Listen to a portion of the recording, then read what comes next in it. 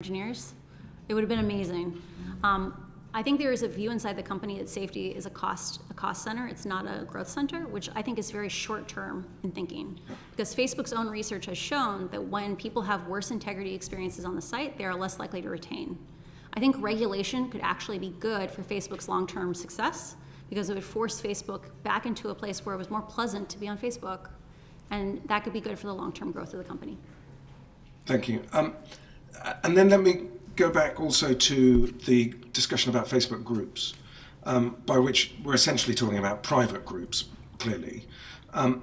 If you were asked to be the regulator of a platform like Facebook, how do you get the transparency about what's going on in private groups, given that they're private?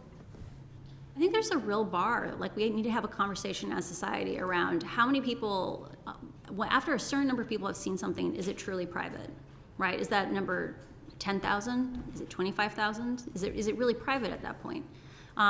Because I think there's an argument that Facebook will make, which is that, you know, there might be a sensitive group, which someone might post into, and we wouldn't want to share that even if 25,000 people saw it, which I think is actually more dangerous, right? That if people are lulled into a sense of safety, that, you know, no one's going to see their hate speech, or no one's going to see maybe a more sensitive thing, like maybe they haven't come out yet, right? That is dangerous because those spaces are not safe, right? When 100,000 people see something, you don't know who saw it and what they might do. So I'm a big proponent of both Google and Twitter are radically more transparent than Facebook, right? People every day download the search results on Google and analyze them. And people publish papers. And because Google knows this happens, they staff software engineers who work on search quality to write blog posts. Twitter knows that 10% of all the public tweets end up going out on their fire hose. And people analyze those and do things like find information operation networks. And because Twitter knows someone is watching, they behave better. I think in the case of Facebook, and even with private groups, there should be some bar above which we say, enough people have seen this, it's not private. And we should have a fire hose just like Twitter, because if we want to catch national security threats like information operations, we need to have not just the people at Facebook looking at it, we need to have 10,000 researchers looking at it. And I think in addition to that, we'd have accountability on things like algorithmic bias or understanding whether or not our children are safe. That's really helpful. And just on Twitter and algorithmic bias, they published a report on Friday suggesting there was an algorithmic bias politically. Do you think that is unique to Twitter, or would you say that that would also be the case in Facebook? Is that something implicit in the way that these algorithms and these platforms with all of their algorithms are designed to optimize clicks, and therefore there's something about certain types of political content that makes it more extreme, that is endemic to all of these social media companies? I am not aware of any research that demonstrates a political bias on Facebook. I am familiar with lots of research that says the way engagement-based ranking was designed, so Facebook calls it meaningful social interactions, though meaningful could have been hate speech or bullying up until November 2020, and it would still be considered meaningful. So let's call it social interaction ranking. I've seen lots of research that says that kind of ranking, engagement-based ranking, prioritizes polarizing, extreme, divisive content. It doesn't matter if you're on the left or on the right, it pushes you to the extremes, and it fans hate, right? Anger and hate is the easiest way to grow on Facebook. There's something called virality hacking, where you figure out all the tricks on how to optimize Facebook. And good actors, good publishers, are already publishing all the content they can do. But bad actors have an incentive to play the algorithm, and they figure out all the ways to optimize Facebook. And so the current system is biased towards bad actors and biased towards people who push people to the extremes. Thank you. And then currently we have a draft bill which is focusing on individual harm rather than societal harm. Given the work that you've done around democracy as part of your work at Facebook, do you think that it is a mistake to omit societal harm? I think it is a grave danger to democracy and societies around the world to omit societal harm. To give like a core part of why I came forward was I looked at the consequences of choices Facebook was making, and I looked at things like the Global South, And I believe situations like Ethiopia are just part of the opening chapters of a novel that is going to be horrific to read, right? We have to care about societal harm, not just for the global south, but our own societies. Because like I said before, when an oil spill happens, it doesn't make it harder for us to regulate oil companies. But right now, Facebook is closing the door on us being able to act. Like, we have a slight window of time to regain people control over AI. We have to take advantage of this moment. And my final question, and thank you, is undoubtedly, just because you're a digital company, you'll have looked at user journeys and analysed in a lot of detail the data around how different user journeys work. Is there any relationship between paid for advertising and then moving into some of these dangerous private groups, possibly then being moved into messaging services, into encrypted messaging? Are there user journeys like that we should also be concerned about, particularly given that paid for advertising is currently excluded from this bill? I am extremely concerned about paid for advertising being excluded because engagement-based ranking impacts ads as much as it impacts organic content. I'll give you an example. Ads are priced partially based on the likelihood that people like them, reshare them, do other things to interact with them, click through on a link.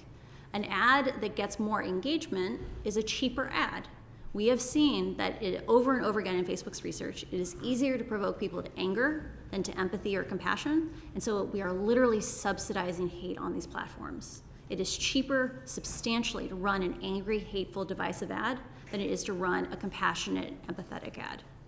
And I think there is a need for things, even discussing disclosures of what rates like people are paying for ads, having full transparency on the ad stream, and understanding what are those biases that come in how ads are targeted. In terms of user journeys from ads to extreme groups, I don't have documents regarding that, but I can imagine it happening. Beeben Kidron. Hi, thank you, Frances, and thank you really very much for being here and taking a personal risk to be here. We are grateful. I really wanted to ask a number of questions that sort of speak to the fact that this system is entirely engineered for a particular outcome. And maybe you could start by telling us, what is Facebook optimized for? I think a thing that is not necessarily obvious to us as consumers of Facebook is that Facebook is actually a two-sided marketplace. It is about producers in addition to being about consumers. Like, you can't consume content on Facebook without getting someone to produce it. Facebook's switched over to engagement-based ranking. They said, the reason we're doing this is we believe it's important for people to interact with each other. We don't want people to mindlessly scroll. But a large part of what was disclosed in the documents was that a large factor that motivated this change was that people were producing less content. Facebook has run things called producer-side experiments, where they artificially give people more distribution to see what is the impact on your future behavior of getting more likes, more reshares. Because they know if you get those little hits of dopamine, you're more likely to produce more content. And so right now, Facebook has said repeatedly, it's not in our business interest to optimize for hate. It's not in our business interest to give people bad experiences. But it is in Facebook's interest to make sure the content production wheel keeps turning, because you won't look at ads if your feed doesn't keep you on the site. And Facebook has accepted the costs of engagement-based ranking because it allows that wheel to keep turning. So that actually leads beautifully to my next question, which is, I was really struck not so much by the harms, because in a funny way, they just gave evidence to what a lot of people have been saying for a long time and a lot of people have been experiencing. But what was super interesting was that again and again, the documents show that Facebook employees were saying, oh, you could do this, you could do that. And I think that a lot of people don't understand what you could do. So I'd really love you to say to the committee, unpack a little bit, what were Facebook employees saying we could do about provide the body image issues on Instagram? What were they saying about ethnic violence? And what were they saying about the democratic harms that you were just referring to? I have been mischaracterized repeatedly in certain parts of the internet that I'm here as like a plant to get more censorship.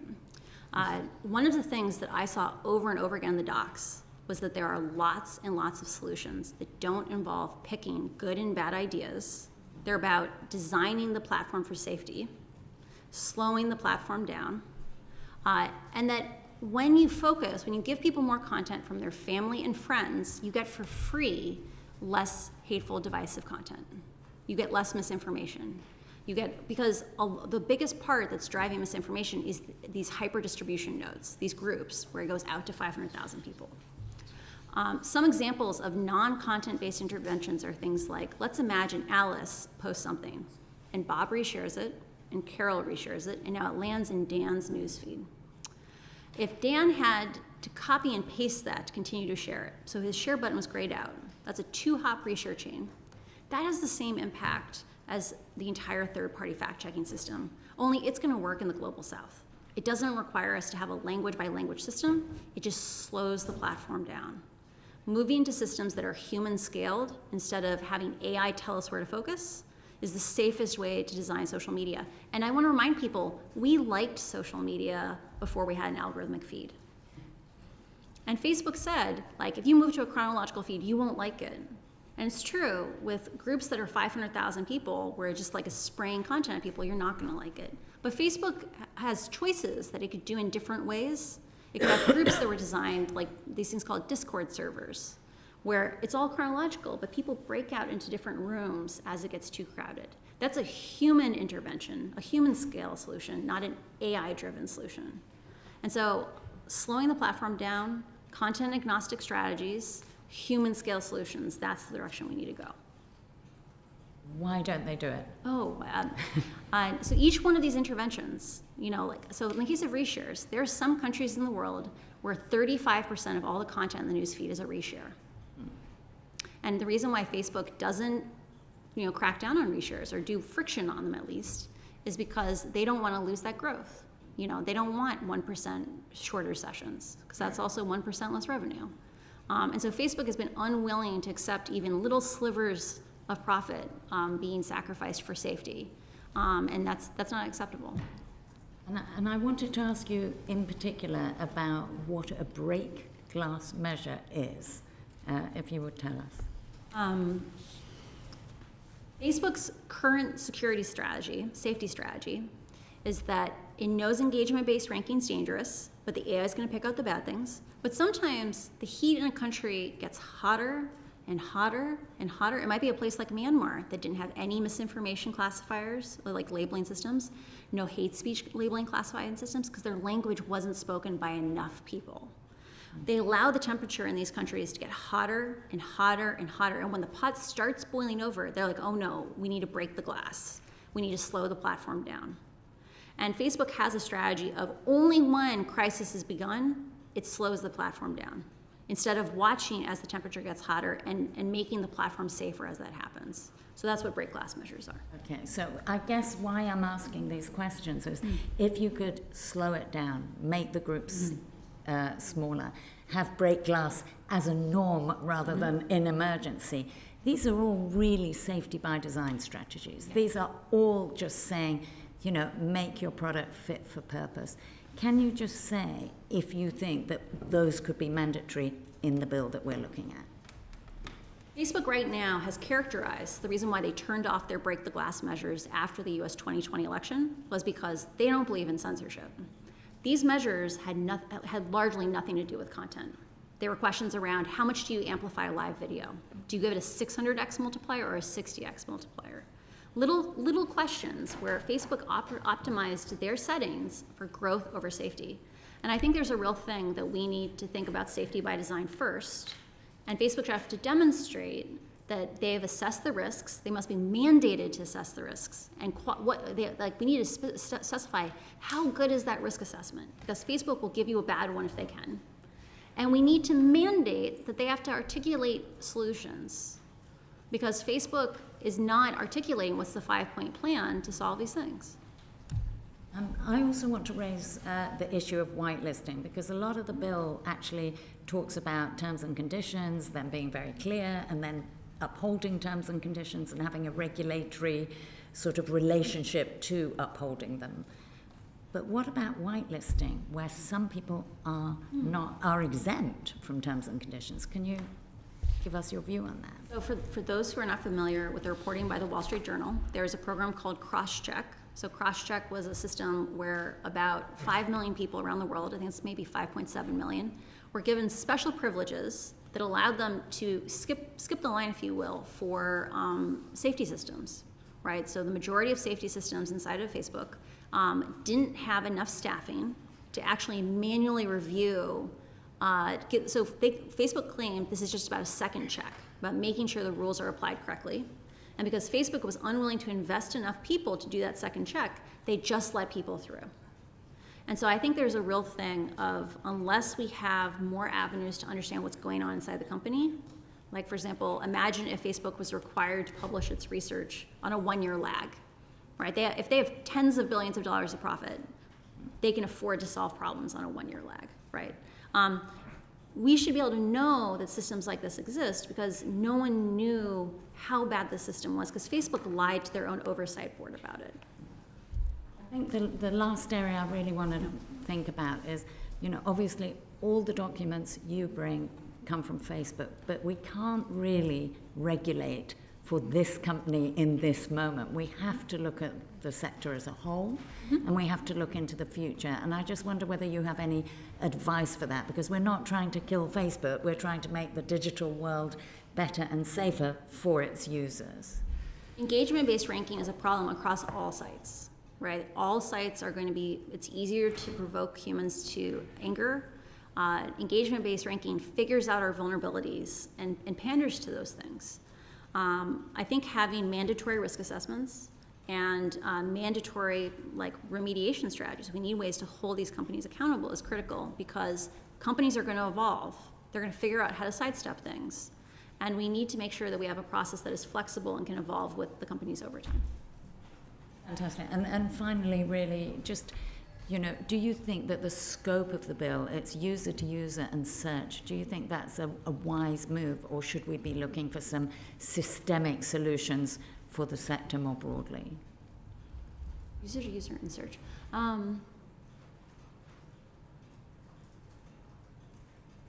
That's a great question.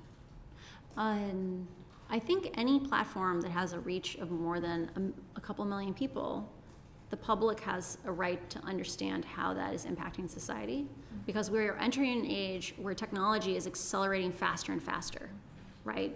Democratic processes take time if they're done well. And we need to be able to think about, how will we know when the next danger is looming? Because, for example, in my case, because Facebook is a public company, I could file with the SEC for whistleblower protections. If I had worked at TikTok, which is growing very, very fast, that's a private company, and I wouldn't have had any avenue to be a whistleblower. And so I think there is a real thing of thinking about any tech company that has a large societal impact. We need to be thinking about, how do we get data out of that company? Because, for example, you can't take a college class today to understand the integrity systems inside of Facebook. The only people who understand it are people inside of Facebook.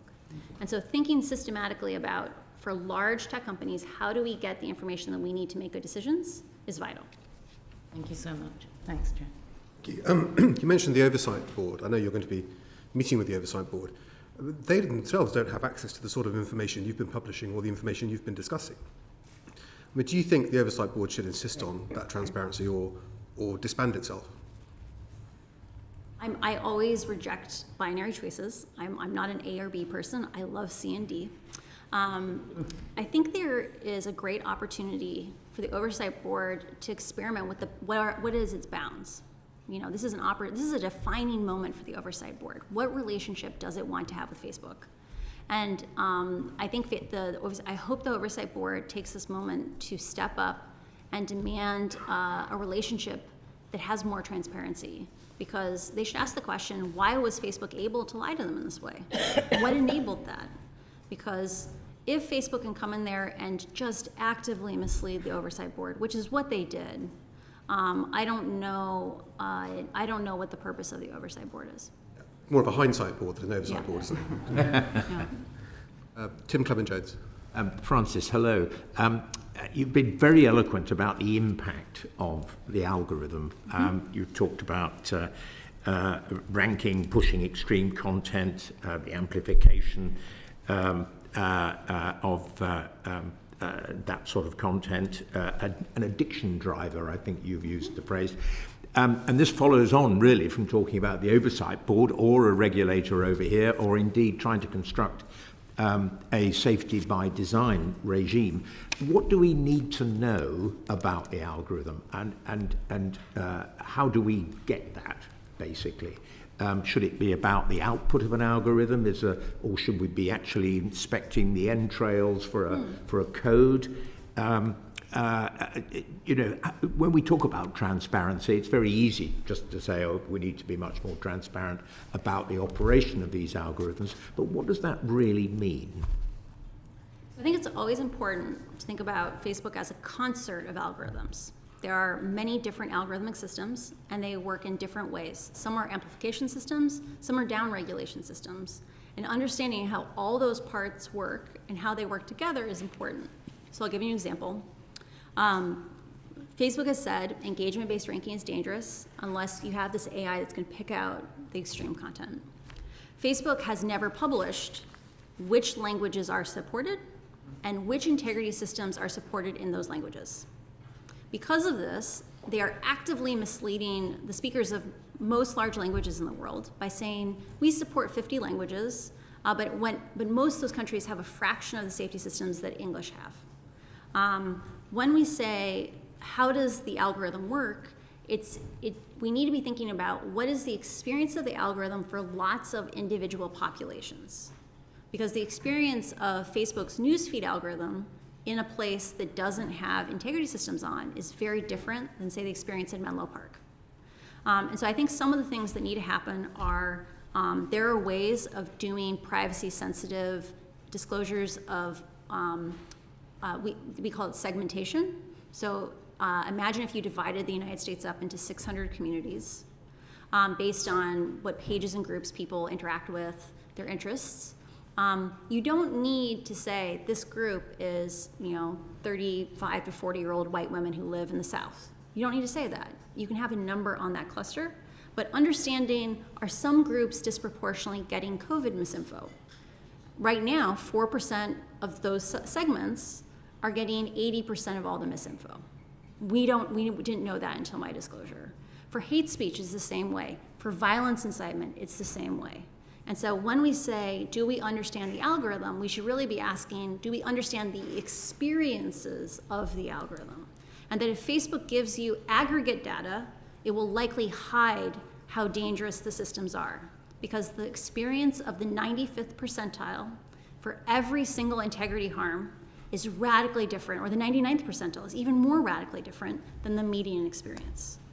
And I want to be really clear, the people who go and commit acts of violence, those are people who get hyper-exposed to this dangerous content. And so we need to be able to break out by those extreme experiences. That's really interesting. I mean, do you think that that is practical for Facebook to produce? Would they need to have further research, or have they got ready access to that kind of information? You could produce that information today, right? So the segmentation systems exist. That was one of the projects that I founded when I was at Facebook. That segmentation has been used since for different problem areas like COVID misinformation. And they already produce many of these integrity statistics. So part of what's extremely important about Facebook should have to publish which integrity systems exist and in which languages is right now, let's imagine we are looking at self-harm content for teenagers. Let's imagine we came in and said, we want to understand how is self-harm concentrated across these segments. Facebook's most recent position, according to a governmental source we talked to, was that they said, we don't track self-harm content. We don't know who's overexposed. If they were forced to publish what integrity systems exist, we could say, wait, why don't you have a self-harm classifier? You need to have one so we can answer this question of, is the self-harm content focused on 5% of the population? Because we can answer that question if we have the data. And we should wrap that into a risk assessment that we Yes. require to be delivered to us, basically. If I were writing standards on risk assessments, a mandatory provision I would put in there is you need to do segmented analysis because the median experience on Facebook is a pretty good experience. The real danger is that 20% of the population has a horrible experience, or an experience that is dangerous. And is that the core of what we would need by way of information from Facebook or other platforms? Or is there other information about data? Or, I mean, what else do we need to be really effective in risk assessment? I think there's an opportunity. Imagine if for each of those integrity systems, Facebook had to show you a sampling of content at different scores, right? We would be able to come in there. So a problem that I'm really concerned about is that Facebook has trouble differentiating but in many languages, the difference between terrorism content and counterterrorism content. So think about the role of counterterrorism content in society. It's how people make society safer. Because Facebook's AIs don't work very well, for the language that was in question, I believe it was an Arabic dialect, 76% of the counterterrorism content was getting labeled as terrorism. If Facebook had to disclose content at different scores, we could go and check and say, oh, interesting, this is where your systems are weak and for which languages, because each language performs differently.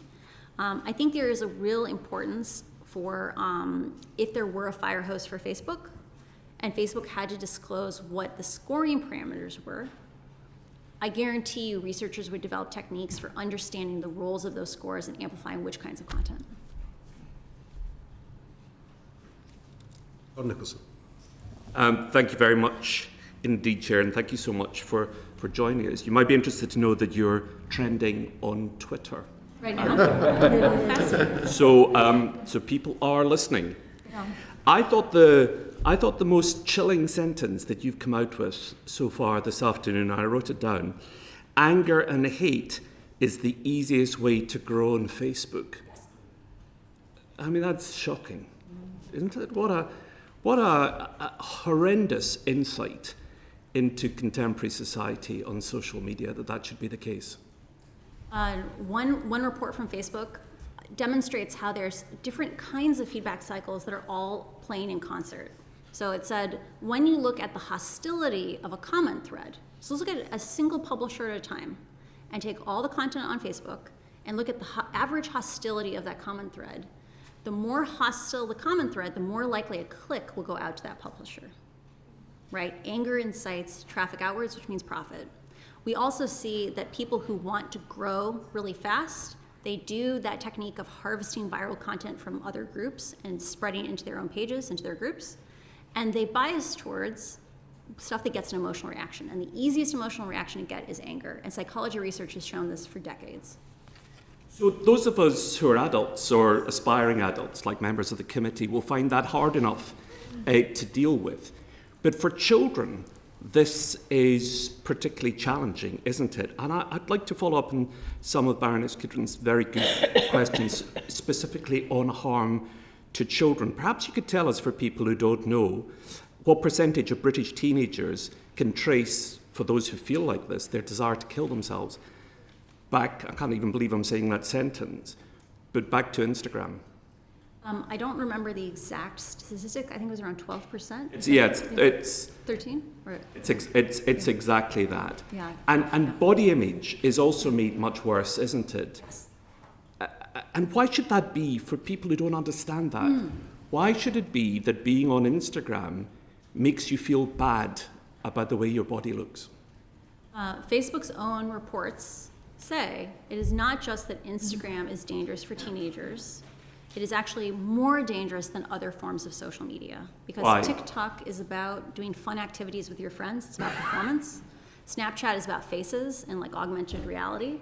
Reddit is at least vaguely about ideas, but Instagram is about social comparison and about bodies, right? It is about like people's lifestyles, and that's what ends up being worse for kids. There's also an effect, which is a number of things are different about a life mediated by Instagram than what high school used to be like. So when I was in high school, it didn't matter if your experience at high school was horrible. Most kids had good homes to go home to, and they could, at the end of the day, disconnect. They would get a break for 16 hours. Facebook's own research says now the bullying follows children home. It goes into their bedrooms. The last thing they see at night is someone being cruel to them. The first thing they see in the morning is a hateful statement. And that is just so much worse.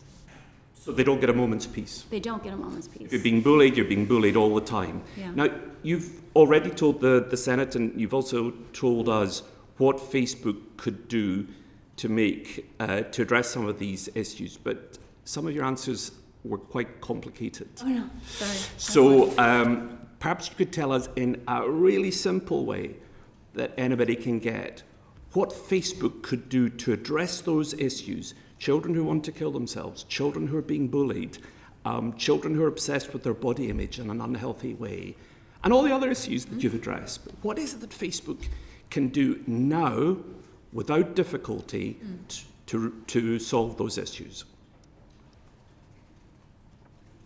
There are a number of factors that interplay that drive those issues. On a most basic level, children don't have as good self-regulation as adults do. That's why they're not allowed to buy cigarettes.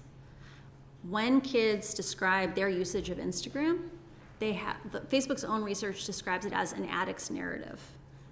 As an addict's narrative. The kids say, this makes me unhappy. I feel like I don't have the ability to control my usage of it. And I feel that if I left, I'd be ostracized. I am deeply worried that it may not be possible to make Instagram safe for a 14-year-old, and I sincerely doubt it's possible to make it safe for a 10-year-old. So they shouldn't be on it? I would be surprised. I would love to see a proposal from an established independent agency that had a picture of what a safe version of Instagram for a 14-year-old looks But like. you don't think such a thing exists? I am not aware of something that Does Facebook care whether or not Instagram is safe for a 10-year-old? What I find very deeply misleading about Facebook's statements regarding children is they say things like, we need Instagram kids because kids are going to lie about their age, and so we might as well have a safe thing for them. Facebook should have to publish what they do to detect 13-year-olds on the platform, because I guarantee you what they're doing today is not enough. And Facebook's own research does something where Facebook can guess how old you are with a great deal of precision, because they can look at who your friends are, who you interact with. Because you're at school. Yeah, because that's a bit of a giveaway. Oh, if you're yeah. wearing a school uniform, Yes. chances are you're on 20. But I want to disclose a very specific thing. This is something actually the Senate found when we disclosed the documents to them. They found that Facebook had estimated the ages of teenagers and worked backwards to figure out how many kids lied about their ages and how many were on the platform. And they found for some cohorts 10 to 15%. 10 to 15% of 10-year-olds were on the platform.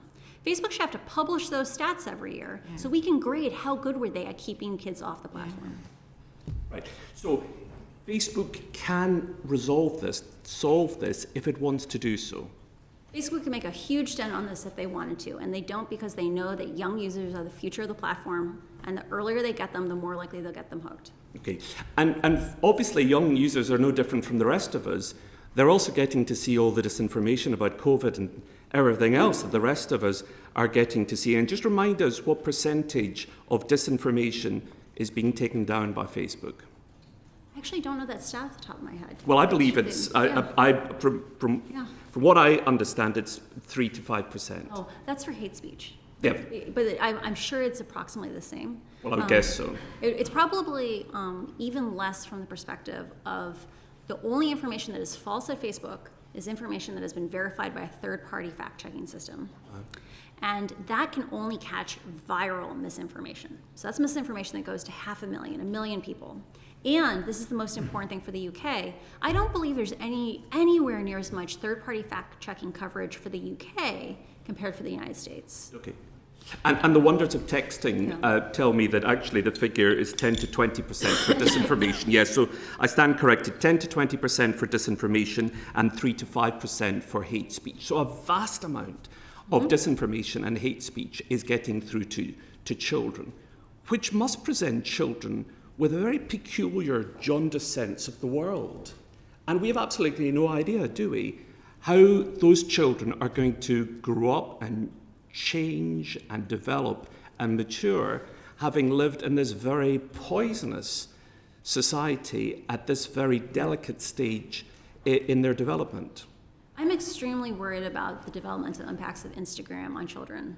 Beyond the fact that if you get an eating disorder when you're 16, you may have osteoporosis for the rest of your life. right? There are going to be women who are walking around this earth in 60 years with brittle bones because of choices Facebook made now. But I think the secondary thing that I'm super scared about is kids are learning that people they care about treat them cruelly. Because kids on Instagram, when they're removed with the feedback of watching someone cry or watching someone wince, they're much more hateful, they're much meaner to people, even who are their friends. Imagine what the domestic relationships will be like for those kids when they're 30 if they learn that people who care about them are mean to them. It's a very disturbing thought. And the other very disturbing thing that you've told us about, which I think most people haven't focused on, is the idea that language matters. So we think Facebook is bad now, but what we don't tend to realise in our very Anglocentric culture is that all the other languages around the world are getting no moderation of any kind at all. I think the thing that should scare you even more living in the UK is the UK is a diverse society. Those languages aren't happening abstractly in Africa and getting the raw, dangerous version of Facebook. A version of Facebook that Mark has said himself is dangerous. Engagement-based ranking is dangerous without AI. That's what Mark Zuckerberg said. Those people are also living in the UK and being fed misinformation that is dangerous, that radicalizes people. And so language-based coverage is not just a good for individuals thing, it is a national security issue. That's interesting. You, on the social front, you pointed out that there might be differences between the United Kingdom and the United States, which it's not picking up, and I've said this to the committee before, but I've got personal experience of this in Twitter, where I'm a gay man, and I was called a greasy bender on Twitter, and I reported it to Twitter, and Twitter wrote back and told me that there was nothing wrong with being called a greasy bender. And then I wrote back giving the exact chapter and verse from their community standards, which showed it was unacceptable, and somebody wrote back to me, presumably from California, telling me that it was absolutely acceptable. Now, to be generous, it may just be that they didn't know what a bender was, because it's not in use in the United States. But honestly, I think I'd have Googled if I'd been them, just to find out why this MP was being so persistent about this particular word. In a nutshell, what do you want us to do in this case? What's the most useful thing in addressing the concerns that you've raised here? I think forcing Facebook, so I want to be clear, bad actors have already tested Facebook. They've gone and tried to hit the rate limits. They've tried experiments with content. They know Facebook's limitations. The only one who doesn't know Facebook's limitation are good actors. Facebook needs to disclose what its integrity systems are and which languages they work in, and the performance per language or per dialect. Because I guarantee you the safety systems that are designed for English probably don't work as well on UK English versus American English. All of this makes Facebook sound relatively benign, doesn't it? As if it's just not doing quite what it should be doing. But what your evidence has shown to us is that Facebook is failing to prevent harm to children. It's failing to prevent the spread of disinformation. It's failing to present hate speak. It does have the power to deal with these issues. It's just choosing not to, which makes me wonder whether Facebook is just fundamentally evil. Is Facebook evil? I cannot see into the hearts of men. And I think there is a real thing of people, good people, and Facebook is overwhelmingly full of conscientious, kind, empathetic people. You have to leave. Good people who are embedded in systems with bad incentives are led to bad actions. And there is a real pattern of people who are willing to look the other way are promoted more than people who raise alarms. We know where that leads in history, don't we? So could we compromise that it's not evil? Maybe that's an overly moralistic word. But the way that some of the outcomes of Facebook's behaviour is evil. I think it's negligent. Malevolent? Malevolent implies intent, and I cannot see into the hearts of men. But I do believe there is a pattern of inadequacy, that Facebook is unwilling to acknowledge its own power. It believes in a world of flatness, which hides the difference, like children are not adults, right?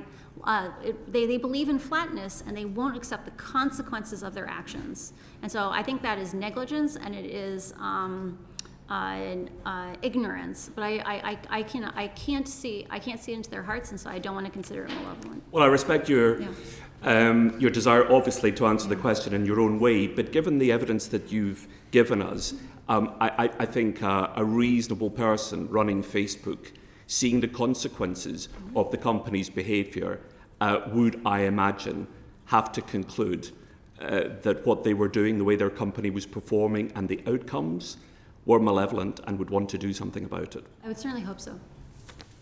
Back to you, Chair. Thank you very much. Just on that point about... Would you mind if I rested my voice for 5 minutes? Just, could we take a break for a second? Or we...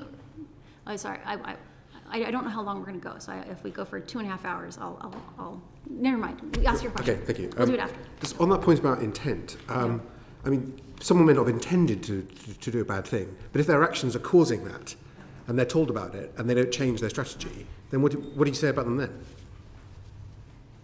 I am a big proponent of we need to look at systems and how systems perform, and this idea that, and actually this is a huge problem inside of Facebook. Facebook has this philosophy that they can, if they establish the right metrics, they can allow people free reign, right? They, like I said, they're intoxicated by flatness. They have the largest open floor plan office in the world. It's 1/4 of a mile long in one room, right? They believe in flatness. They believe that if you pick a metric, you can let people do whatever they want to move that metric. And that's all you have to do. If you had better metrics, you could do better actions. But that ignores that if you learn data that metric is leading to harm, which is what meaningful social interactions did, that the metric can get embedded. Because now there are thousands of people who are all trying to move a metric, and people get scared to change a metric and make people not get their bonuses. And so I think there is a real thing of there is no will at the top.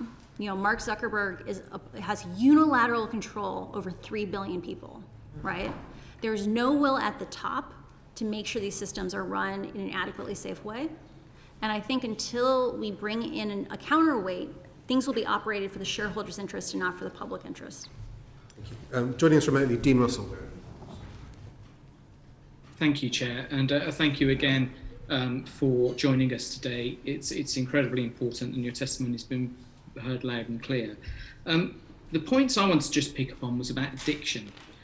If Facebook were optimizing algorithms in the same way, or viewed to be doing it in the same way as a drug company was trying to improve addiction of their product, it would probably be viewed very differently. And I just wondered if you could explore a bit further this role of addiction and whether actually Facebook is doing something that we perhaps have never seen in history before, which is creating an addictive product that perhaps isn't consumed, but actually through taking the drug, as it were, but is consumed via a screen.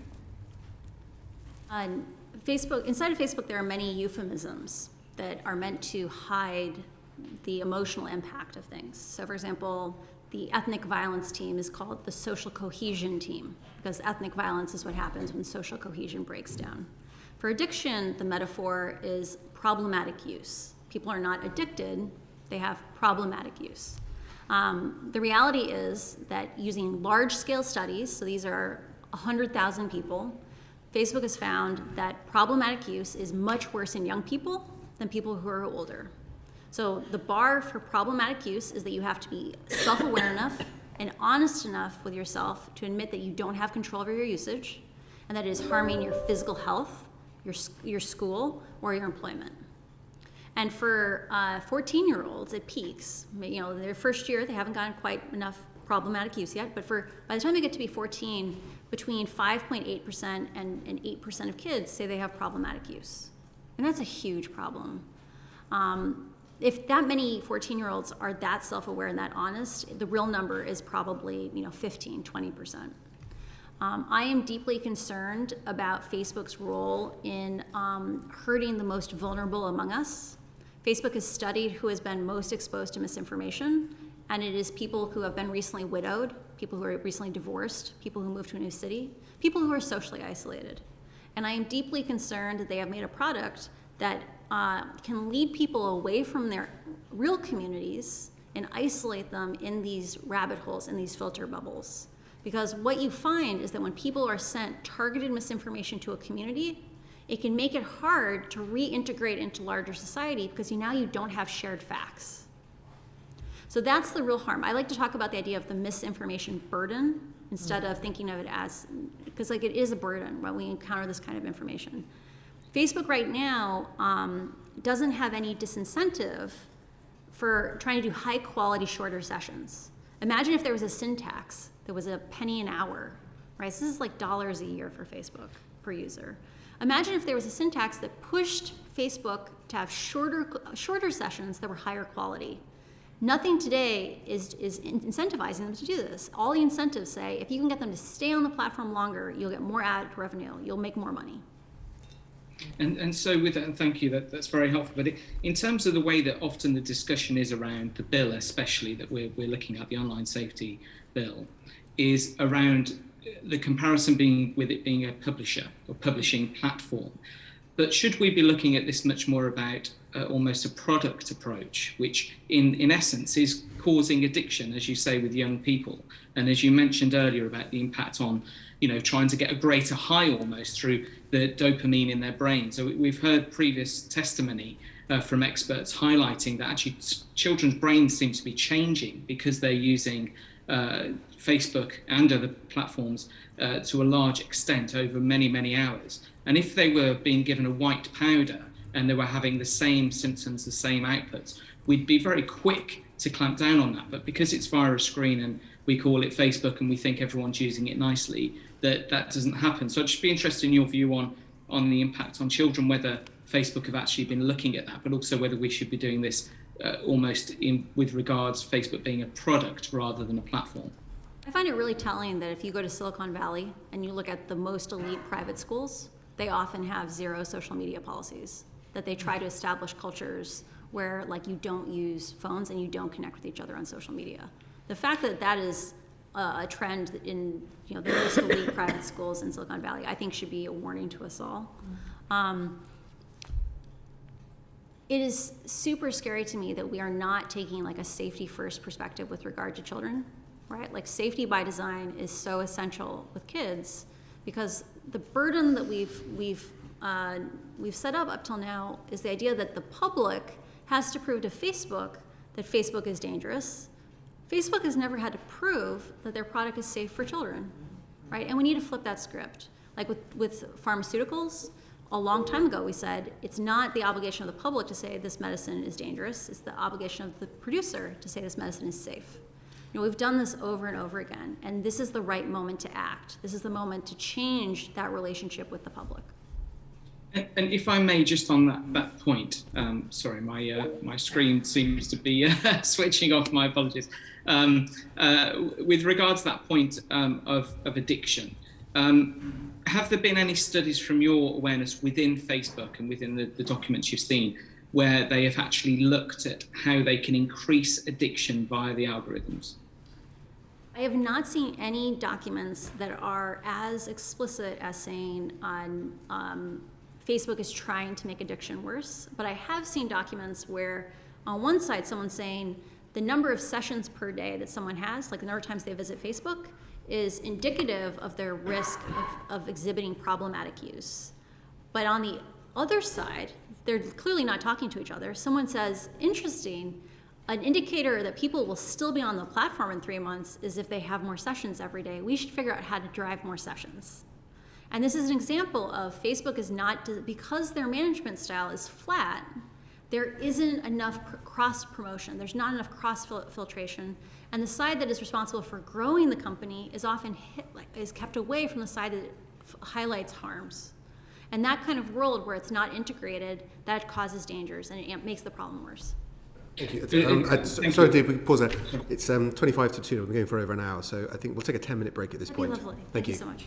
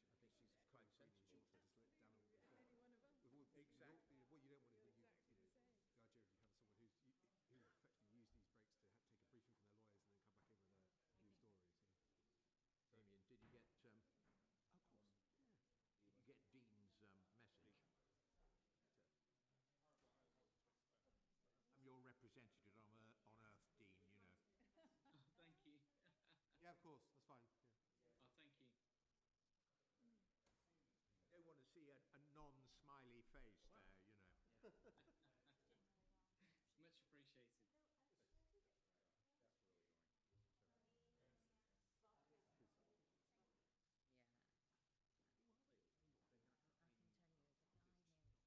lawyer.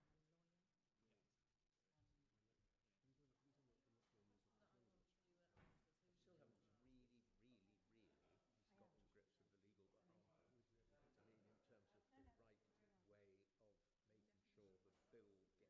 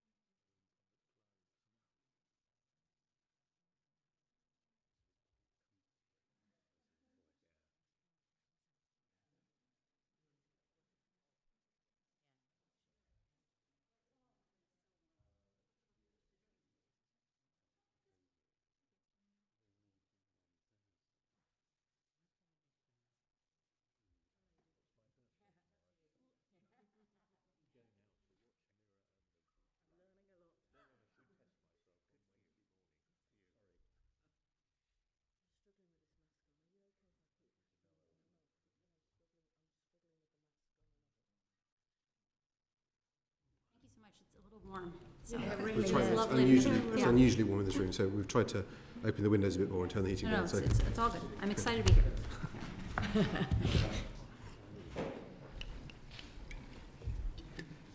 okay, yeah. We're on. Thank you. The evidence session will now resume, and I'd like to ask Dean Russell to continue with his questions. Thank you, Chair, and thank you again for your responses earlier. The question I just want to build upon, I've got a few more questions, but hopefully won't take too long. One just continues on the addictivity, if there's such a word, for Facebook and similar platforms. You mentioned before that you hadn't seen any specific research in that area, but I just wondered if there's any awareness within Facebook of the actual effect of long use of Facebook and similar platforms on children's brains as they're developing. I think there's an important question to be asked, which is what is the incremental value added to a child after some number of hours of usage per day? I'm not a child psychologist, I'm not a neurologist, I can't advise on what that time limit should be, but I think we should we should weigh a trade-off, which is, I think it's possible to say that there is value that is given from Instagram, but I think there's a real question of, is the first hour, how valuable is the second hour after the first hour? How valuable is the third hour after the second hour? Because the impacts are probably more than cumulative, right? They probably expand substantially more over time. And so I think that those are great questions to ask. I don't have a good answer for you. Thank you. Just very finally on that point before I move on to just a small extra point. Do you think from your experience that the senior leadership, including Mark Zuckerberg at Facebook, actually care if they're doing harm to the next generation of society, especially children? I cannot see into the hearts of men, and so I don't know. I don't know what their position is. I know that there is a philosophy inside the company that I have seen repeated over and over again, which is that people focus on the good, right? There is a culture of positivity, and that's not always a bad thing. But the problem is that when it's so intense that it discourages people from looking at hard questions, then it becomes dangerous. And I think it's really a thing of, we haven't adequately invested in security and safety, and they have consistently, when they see a conflict of interest between profits and people, they keep choosing profits. So you'd agree that actually it's a sign that they perhaps don't care by the fact they haven't investigated or even done research into this area? I think they need to do more research, and I think they need to take more action, and they need to accept that it's not free, that that safety is important and is a common good, and that they need to invest more in it. Thank you. And if I may, just on a slightly different point, if I may, you're obviously now a globally known whistleblower, and one of the aspects that we've looked at over the past few weeks is around anonymity. And one of the regular points that's made is that if we pushed on anonymity within this bill, that would do harm to people who want to be whistleblowers in the future. I just wanted to get your sense of whether you agree with that and if you have any particular view on anonymity. I worked on Google Plus in the early days. I was actually the person in charge of profiles on Google Plus when Google internally had a small crisis over whether or not real names should be mandated. And there was a movement inside the company called Real Names Considered Harmful. And it detailed at great length all the different populations that are harmed by excluding anonymity. And that's groups like domestic abuse survivors who, their personal safety may be at risk if they're forced to engage with their real names. Anonymity, I think it's important to weigh what is the incremental value of requiring real names. Real names are difficult to implement. So most countries in the world do not have digital services where we could verify someone's ID versus their picture or a database. And in a world where someone can use a VPN and claim they're in one of those countries and register a profile, that means they could still do whatever action you're afraid of them doing today. The second thing is that Facebook knows so much about you. And if they're not giving you information to facilitate investigations, that's a different question. Facebook knows a huge amount about you today. The idea that you're anonymous on Facebook is I think, not actually accurate for what's happening, and we still see these harms. But the third thing is the real problem here is the systems of amplification. Like, this is not a problem about individuals. It is about having a system that prioritizes and mass distributes divisive, polarizing, extreme content. And that in situations where you just limit content, or not limit, when you just show more content from your family and friends, you get for free, safer, less dangerous content. And I think that's the greater solution. And so very finally, just in terms of anonymity for this report then, are you saying that we should be focusing more on the proliferation of content to large numbers than we should on anonymity of the source of the content? Yes, I think the much more scalable, effective solution is thinking about how is content distributed on these platforms, what are the biases of the algorithms, what are they distributing more of, and concentration. Like, are certain people being pounded with this bad content? For example, this happens on both sides. It's both people being hyper-exposed to toxicity and hyper-exposed to abuse, right? Yeah, thank you. I'll pass back over to the chair next, and I've got colleagues wanting to come in. Thank you very much. Thank you. I just wanted to ask you about the point you just made on anonymity. From what you're saying, it sounds like anonymity currently exists to hide the identity of the abuser from their victim, but not the identity of the abuser to the platform. Platforms have far more information about accounts than I think people are aware of. And platforms could be more helpful in identifying those connections in cases of crimes. And so I think it's a question of Facebook's willingness to act to protect people, more so than a question of are those people anonymous on Facebook.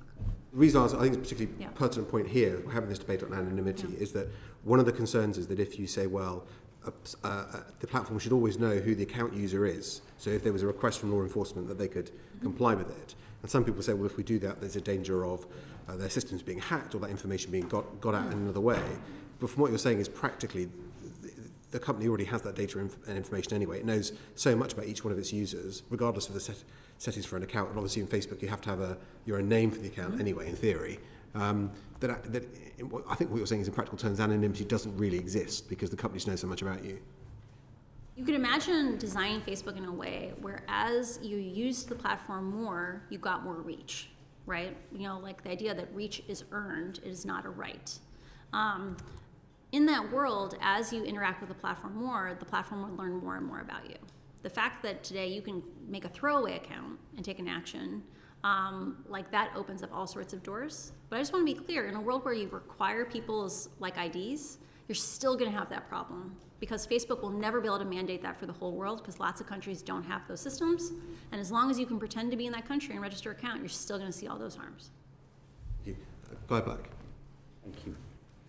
If I could join other colleagues in thanking you so much for being here today, because this is so important to us. The bill, as it stands, exempts legitimate news publishers and the content that comes from legitimate news publishers from its scope. But there is no obligation on Facebook and indeed the other platforms to carry that journalism. Instead, it'll be up to them to apply the codes which are laid down by the regulator, directed by government in the form of the Secretary of State, ostensibly to make their own judgments about whether or not to carry it. Now, it's going to be AI which is doing that. It's going to be the black box which is doing that, which leads to the possibility, in effect, of censorship by algorithm. And what I'd really like to know is, in your experience, do you trust AI to make those sorts of judgments, or will we get to the sort of situation where all news, legitimate news about terrorism, is in effect censored out because the black box can't differentiate between news about terrorism and content which is promoting terrorism? I think there's a couple of different issues there to unpack. So the first question is around exempting, excluding journalism. Right now, my understanding of how the bill is written is that a blogger could be treated the same as an established outlet that has editorial standards. People have shown over and over again that they want high quality news. People are willing to pay for high quality news now at rates that are, it's actually interesting. One of the highest rates of subscription news is amongst like 18-year-olds, right? Young people understand the value of high quality news. When we treat a random blogger and an established high quality news source the same, we actually dilute the access of people to high quality news. That's the first issue. I'm very concerned that if you just exempt it across the board, you're going to make the regulations ineffective. The second question is around, can AI identify safe versus dangerous content? And part of why we need to be forcing Facebook to publish which integrity systems exist, in which languages, and performance data is right now those systems don't work. That, like Facebook's own documents say, they have trouble differentiating between content promoting terrorism and counterterrorism speech at a huge rate. You know, the number I saw was 76% of counterterrorism speech in this at-risk country was getting flagged as terrorism and taken down. And so any system where the solution is AI is a system that's going to fail. Instead, we need to focus on slowing the platform down, making it human scale, and letting humans choose what we focus on, not letting an AI, which is going to be misleading us, make that decision. So what practically could we do in this bill to deal with that problem? Great question. I think mandatory risk assessments with standards, like how good does this risk assessment need to be? Analysis around things like segmentation, like understanding are some people hyper-exposed, all those things are critical. And I think the most important part is having a process where it's not just Facebook articulating harms, it's also the regulator going out and collecting harms from other populations. And then turning back to Facebook and saying, you need to articulate how you're going to solve these problems. Because right now, the incentives for Facebook are aligned with their shareholders. And the point of regulation is to pull that center of mass back towards the public good.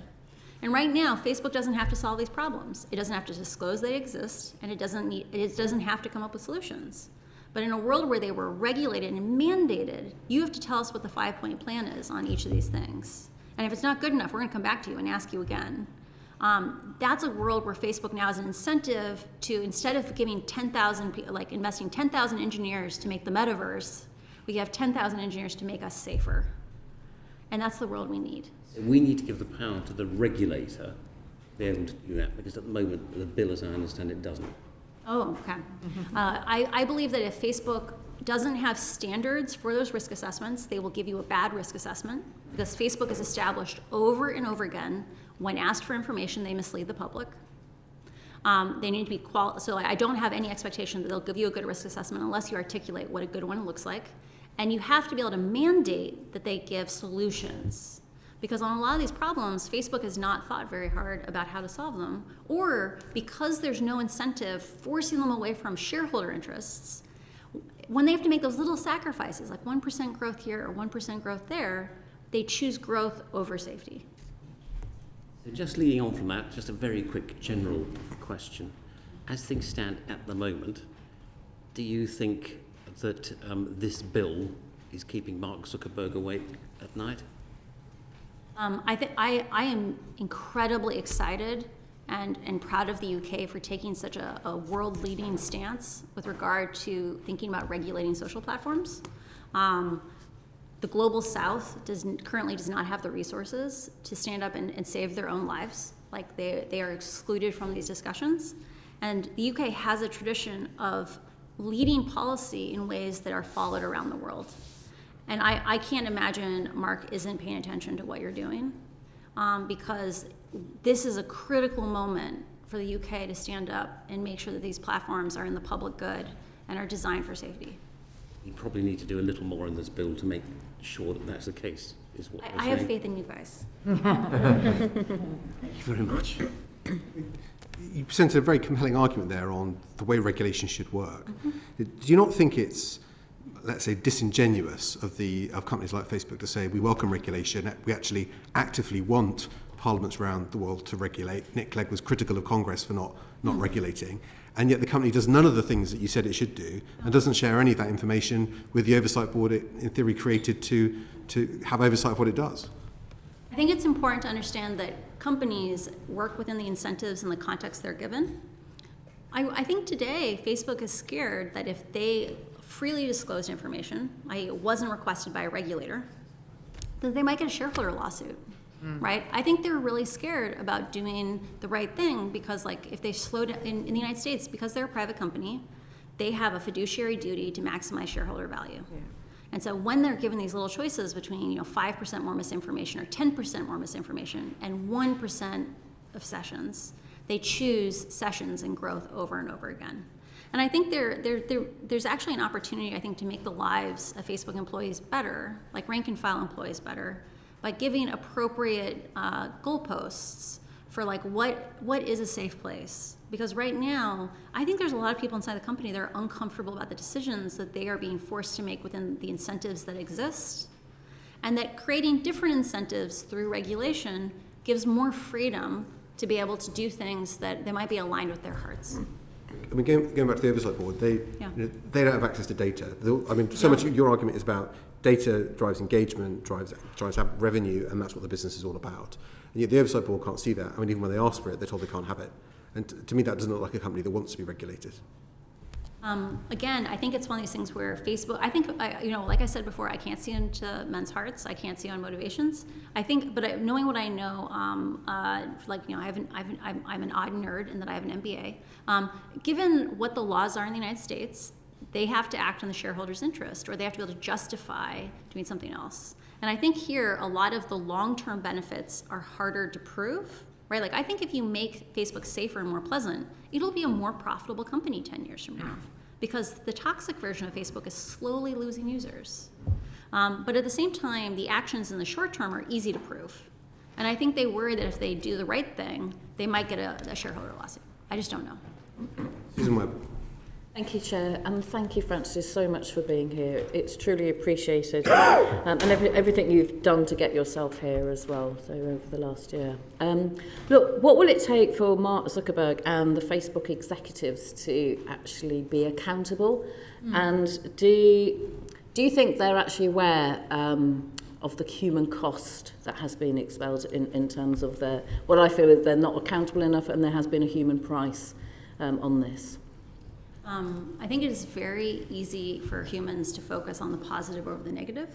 And I think it's important to remember that Facebook is a product that was built by Harvard students for other Harvard students, right? Like, when a Facebook employee looks at their newsfeed, it is likely they see a safe, pleasant place where pleasant people discuss things together.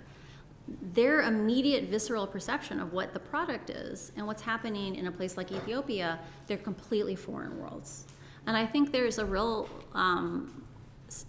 challenge of incentives where I don't know if all the information that's really necessary gets very high up in the company, where the good news trickles up, but not necessarily the bad news. And so I think it's a thing where executives see all the good they're generating, and then they can write off the bad as the cost of all that good. I'm guessing now, having probably watched from afar what's been going on here in Westminster, that they probably are very much aware of what has been going on. I really, truly hope that they are, bearing in mind all the evidence sessions that we've had and people coming here with just stories that are just quite unbelievable, and, loss of life as well. So has it ever been admitted, to your knowledge, internally or privately, that they have got it wrong? There are many employees internally. Like, I think the key thing that you'll see over and over again in the reporting on these issues is that countless employees said, we have lots of solutions. We have lots of solutions that don't involve picking good and bad ideas. It's not about censorship. It's about the design of the platform. It's about how fast it is, how growth optimized it is. We could have a safer platform and it could work for everyone in the world, but it'll cost little bits of growth. And I think there's a real problem of that those voices don't get amplified internally because they're making the company grow a little slower, and it's a company that lionizes growth. And what is your view perhaps on criminal sanctions for online harm content? Do you believe that there's a route for criminal sanctions? My philosophy on criminal sanctions for executives is that they act like gasoline on a law. Right, so like if whatever the terms are, the conditions of a law, if you have really strong confidence that you've picked the right thing, they will amplify those consequences. But the same can be true of if there are flaws in the law. And so it's hard for me to articulate with where the law stands today whether or not I would support criminal sanctions. But I think that it is a real thing that it makes executives take consequences more seriously. And so, you know, it depends on where the law ends in the end. Okay, thank you. Just quick one now. You mentioned earlier that it's easier to promote hate and anger, and I know you touched on this earlier and had that conversation. Quick question. Is the promotion of hate and anger, is it by accident or is it by design? Facebook has repeatedly said, we have not set out to design a system that promotes anger, divisive, hateful content. They said, we never did that. We never set out to do that. But there's a huge difference between what you set out to do, which was prioritize content based on its likelihood to elicit engagement, and the consequences of that. And so I don't think they set out to accomplish these things, but they have been negligent in not responding to the data as it is produced. And there is a large number of data scientists internally who've been raising these issues for years. And the solutions that Facebook has implemented, which is in countries where it has civic classifiers, which is not very many countries in the world, very many languages in the world, they are removing some of the most dangerous terms from engagement-based ranking. But that ignores the fact that the most vulnerable, fragile places in the world are linguistically diverse. Like Ethiopia has 100 million people and they speak 6 languages. Facebook only supports two, and it's only a few integrity systems. And so there's this real thing of, you know, if we believe in linguistic diversity, the current design of the platform is dangerous. Just one quick one, sorry, Chair. Online harm has been out there for some time. We're all aware of it. It's very much in the public domain, as I touched on briefly before.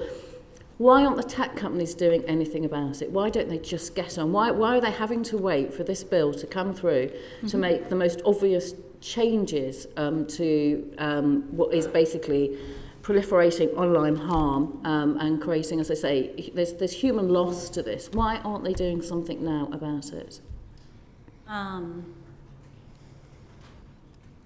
think as we look at the harms of Facebook, we need to think about these things as system problems. Like the idea that these systems are designed products, these are intentional choices, and that it is often difficult to see the forest for the trees. That Facebook is a system of incentives. It's full of good, kind, conscientious people who are working with bad incentives. And there is a lack of incentives inside the company to raise issues about flaws in the system, and there's lots of rewards for amplifying and making things grow more. And so I think there is a big challenge of Facebook's management philosophy is that they can just pick good metrics and then let people run free. And so they have found themselves in a trap where in a world like that, how do you propose changing the metric, right? It's very, very hard because 1,000 people might have directed their labor for 6 months trying to move that metric, and changing the metric will disrupt all of that work. And so I don't think any of it was intentional. I don't think they set out to go down this path, but they're kind of trapped in it. And that's why we need regulation, mandatory actions to help pull them away from that spiral that they're caught in. Thank you. Thank you. Debbie Abrahams. Thank you. And again, I reiterate all my colleagues' thanks to you for coming over and giving evidence to us. I just wanted to ask you in relation to an interview you gave recently. You said Facebook consistently resolved conflicts in favour of its own profits.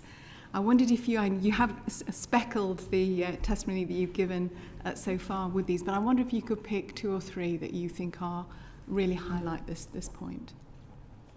I think overall, their strategy of engagement-based ranking is safe once you have AI. I think that is like the flagship one of showing how Facebook has non-content-based tools they could use to keep the platform safe. But each one of those, so for example, limiting reshare chains. So I said like 2 hops. You know, that's going to carve off maybe 1% of growth, right? Requiring someone to click on a link before you reshare it. This is something Twitter's done. Twitter accepted the cost of that change, but Facebook wasn't willing to. Lots of things around language coverage, right? Facebook could be doing much, much more rigorous safety systems for the languages that they support, and they could be doing a better job of saying, we've already identified what we believe are the most at-risk countries in the world, but we're not giving them equal treatment. We're not giving them even, we're not even out of the risk zone with them. And I think that pattern of behavior of being unwilling to invest in safety is the problem. Okay. So, looking specifically at the events in Washington on the 6th of January, and there's been a lot of talk about Facebook's involvement in that. I think it's all, in the moment it's being, that evidence is being looked at in terms of depositions. So, would that be an example? Would somebody have highlighted this as a particular concern, taken it to the executives? And I'm absolutely horrified about what you say about the lack of risk assessment and risk management in the organisation. I think it's a gross dereliction of responsibility. But would that have been one example of where Facebook was aware of the potential harm that this could create, that was created, and that they chose not to do anything about it? What is particularly problematic to me is that Facebook looked at its own product before the US 2020 election and identified a large number of settings. So these are things as subtle as like, should we amplify live videos 600 times or 60 times, right? Because they want live video on the top of your feed. They came in and said, that setting is great for promoting live video, for making that product grow, having impact to that product. But it is dangerous because, like it was used on January 6th, it was used actually for coordinating the rioters, right? Facebook looked at those risks along those, maybe 20 interventions and said, we need to have these in place for the election.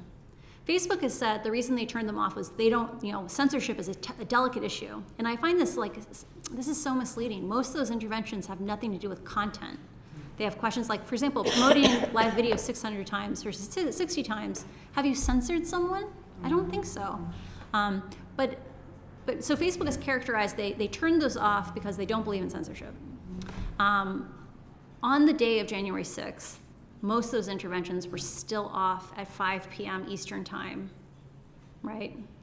And that's shocking because they could have turned them on 7 days before. Yeah. And so either they're not paying enough attention for the amount of power they have, or they are not responsive when they see those things. I don't know what the root cause of that is, but all I know is that's an unacceptable way to treat a system that is as powerful and as delicate as this. Your colleague, former colleague Sophie Zhang was giving evidence to the committee last week, and she made the point that we have freedom of expression, freedom of information, we don't have freedom of amplification. Is that something you'd agree with? In terms of the censorship? The current philosophy inside of the company is almost like they refuse to acknowledge the power that they have, like the idea that the choices they're making, they justify them based on growth, right? And if they came in and said, we need to do safety first, we need to do safety by design, I think they would choose different parameters in terms of optimizing how does amplification work. Because I want to remind people, we liked the version of Facebook that didn't have algorithmic amplification. Like we saw our friends, we saw our families. It was more human scale. And I think there is a lot of value and a lot of joy that could come from returning to a Facebook like that. You made a very important point about this is a private company.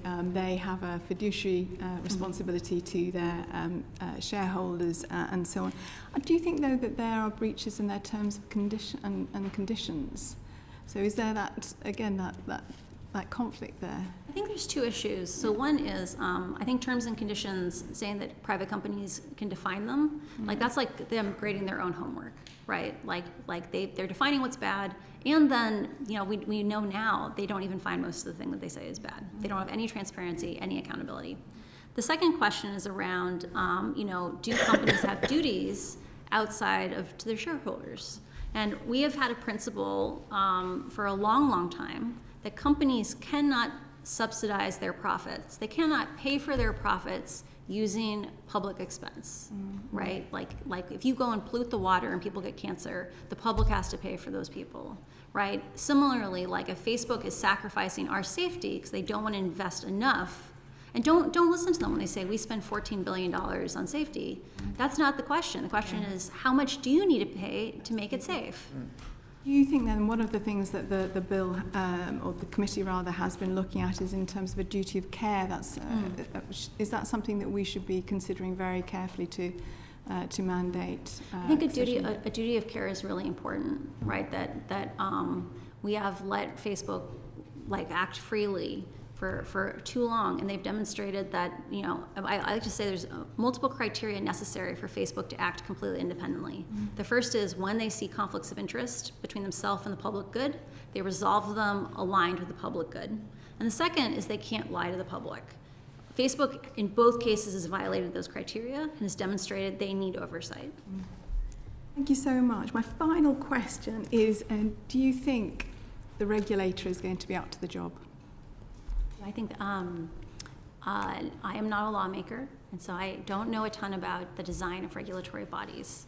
But I do think that things like having mandatory risk assessments with a certain level of quality is a flexible enough technique that as long as Facebook is required to articulate solutions, that might be a good enough dynamic, where as long as there's also community input into that risk assessment, that might actually be a system that could be sustainable over time. Because the reality is Facebook's going to keep trying to run around the edges. And so we need to have something that can continue over time, not just play whack-a-mole on specific pieces of content or on specific incidences. Thanks so much, Frances. Thank you. Joining us remotely, Darren Jones. Thank you, Chair. And just following on from the discussion, I have a question about how some of the provisions in this bill might be operationalised in the day-to-day at Facebook. Firstly, there's a distinction in the bill between illegal content, such as terrorism, and legal but harmful. And the question about how you define what is harmful is based on the idea that a company like Facebook would reasonably foresee that something was causing harm. And we've seen through some of the leaks over the last few weeks that Facebook undertakes research internally, but maybe doesn't publish that or share the information with external researchers. If Facebook just stopped researching potential harms and claimed they had no reasonable foresight of new harms, would they just be able to get around the risk assessment, in your view? I'm extremely worried about Facebook ceasing to do important research. And it is a great illustration of how dangerous it is to have a company as powerful as Facebook, where the only one who gets to ask questions of Facebook is Facebook. We probably need something like a postdoc program where public interest people are embedded in the company for a couple of years, and they can ask questions. They can work on real problems. They can learn about these systems, and then go out and seed academia and train the next generation of integrity workers. I think there are big questions around, so legal but harmful content is dangerous, right? For example, COVID misinformation. That actually leads to people losing their lives. There's large social, societal, harmful consequences of this. I'm also concerned that if you don't cover legal but harmful content, you will have a much, much smaller impact of this bill.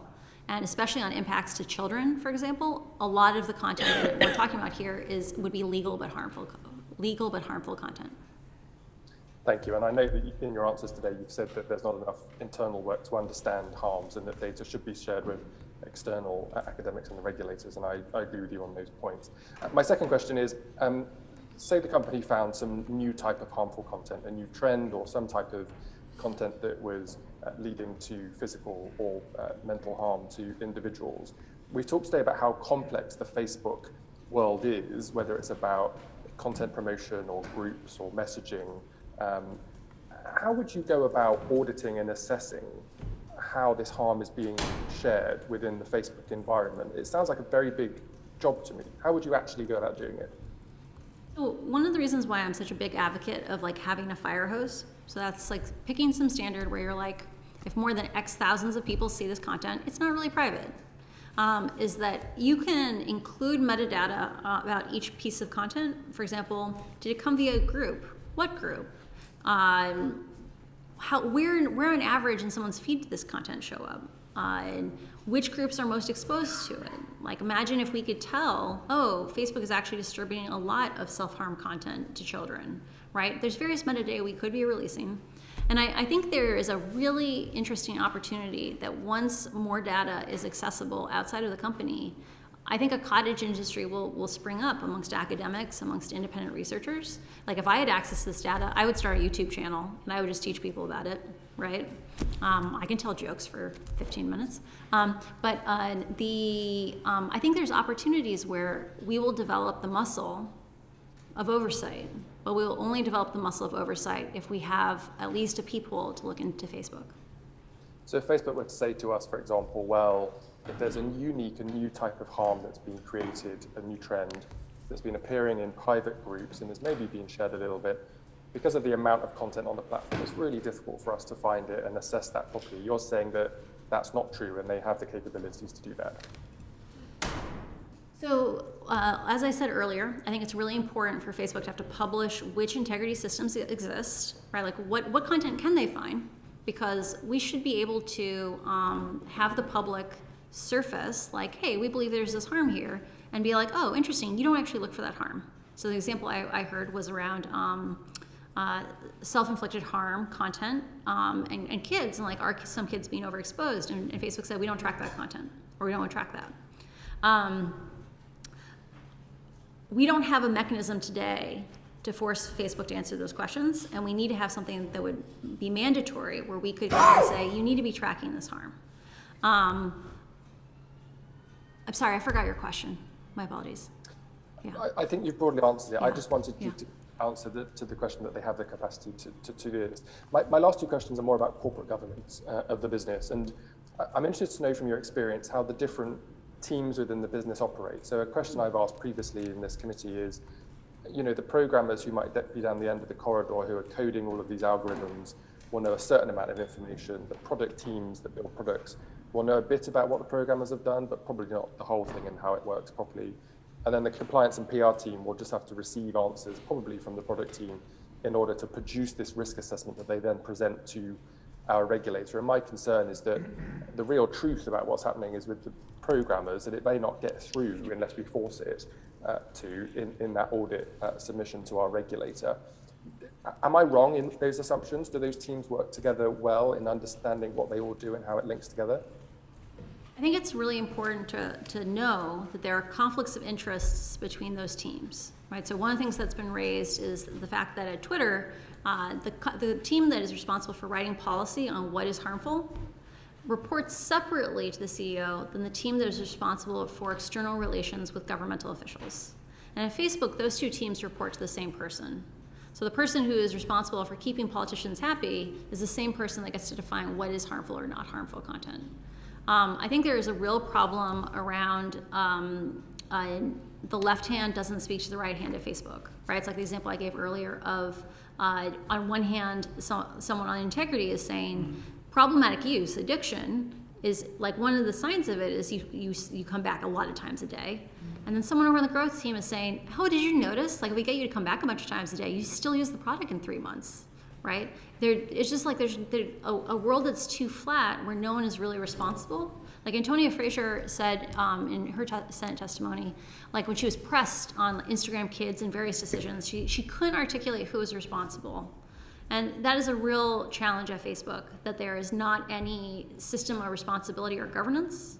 And so you end up in situations like that, where you have one team, you know, not probably unknowingly pushing behaviors that cause more addiction. So it may be that we need to look at forcing a type of risk committee, like an audit committee in a business, where the relevant people are coming together to at least. It might be good to include in the risk assessments saying, what are your organizational risk assessments, not just your product risk assessments, because the organizational choices of Facebook are introducing systemic risk. And my very last question is, this is a piece of law here in the UK, has some international reach, but it's obviously UK law.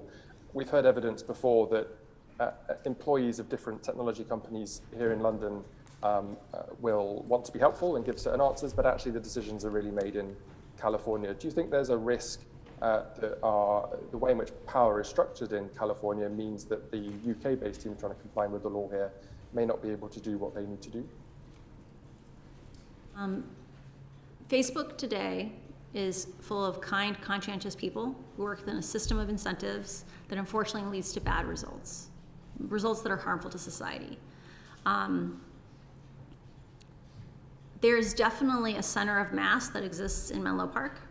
There's definitely a greater priority on moving growth metrics than safety metrics. And you may have safety teams located in London or elsewhere in the world who their actions will be greatly hindered or even ruled back on behalf of growth. A real problem, again, we were talking about this idea of the right hand and the left hand. There are reports inside of Facebook that talk about the idea that an integrity team might spend months pushing out a fix that lowers misinformation 10%.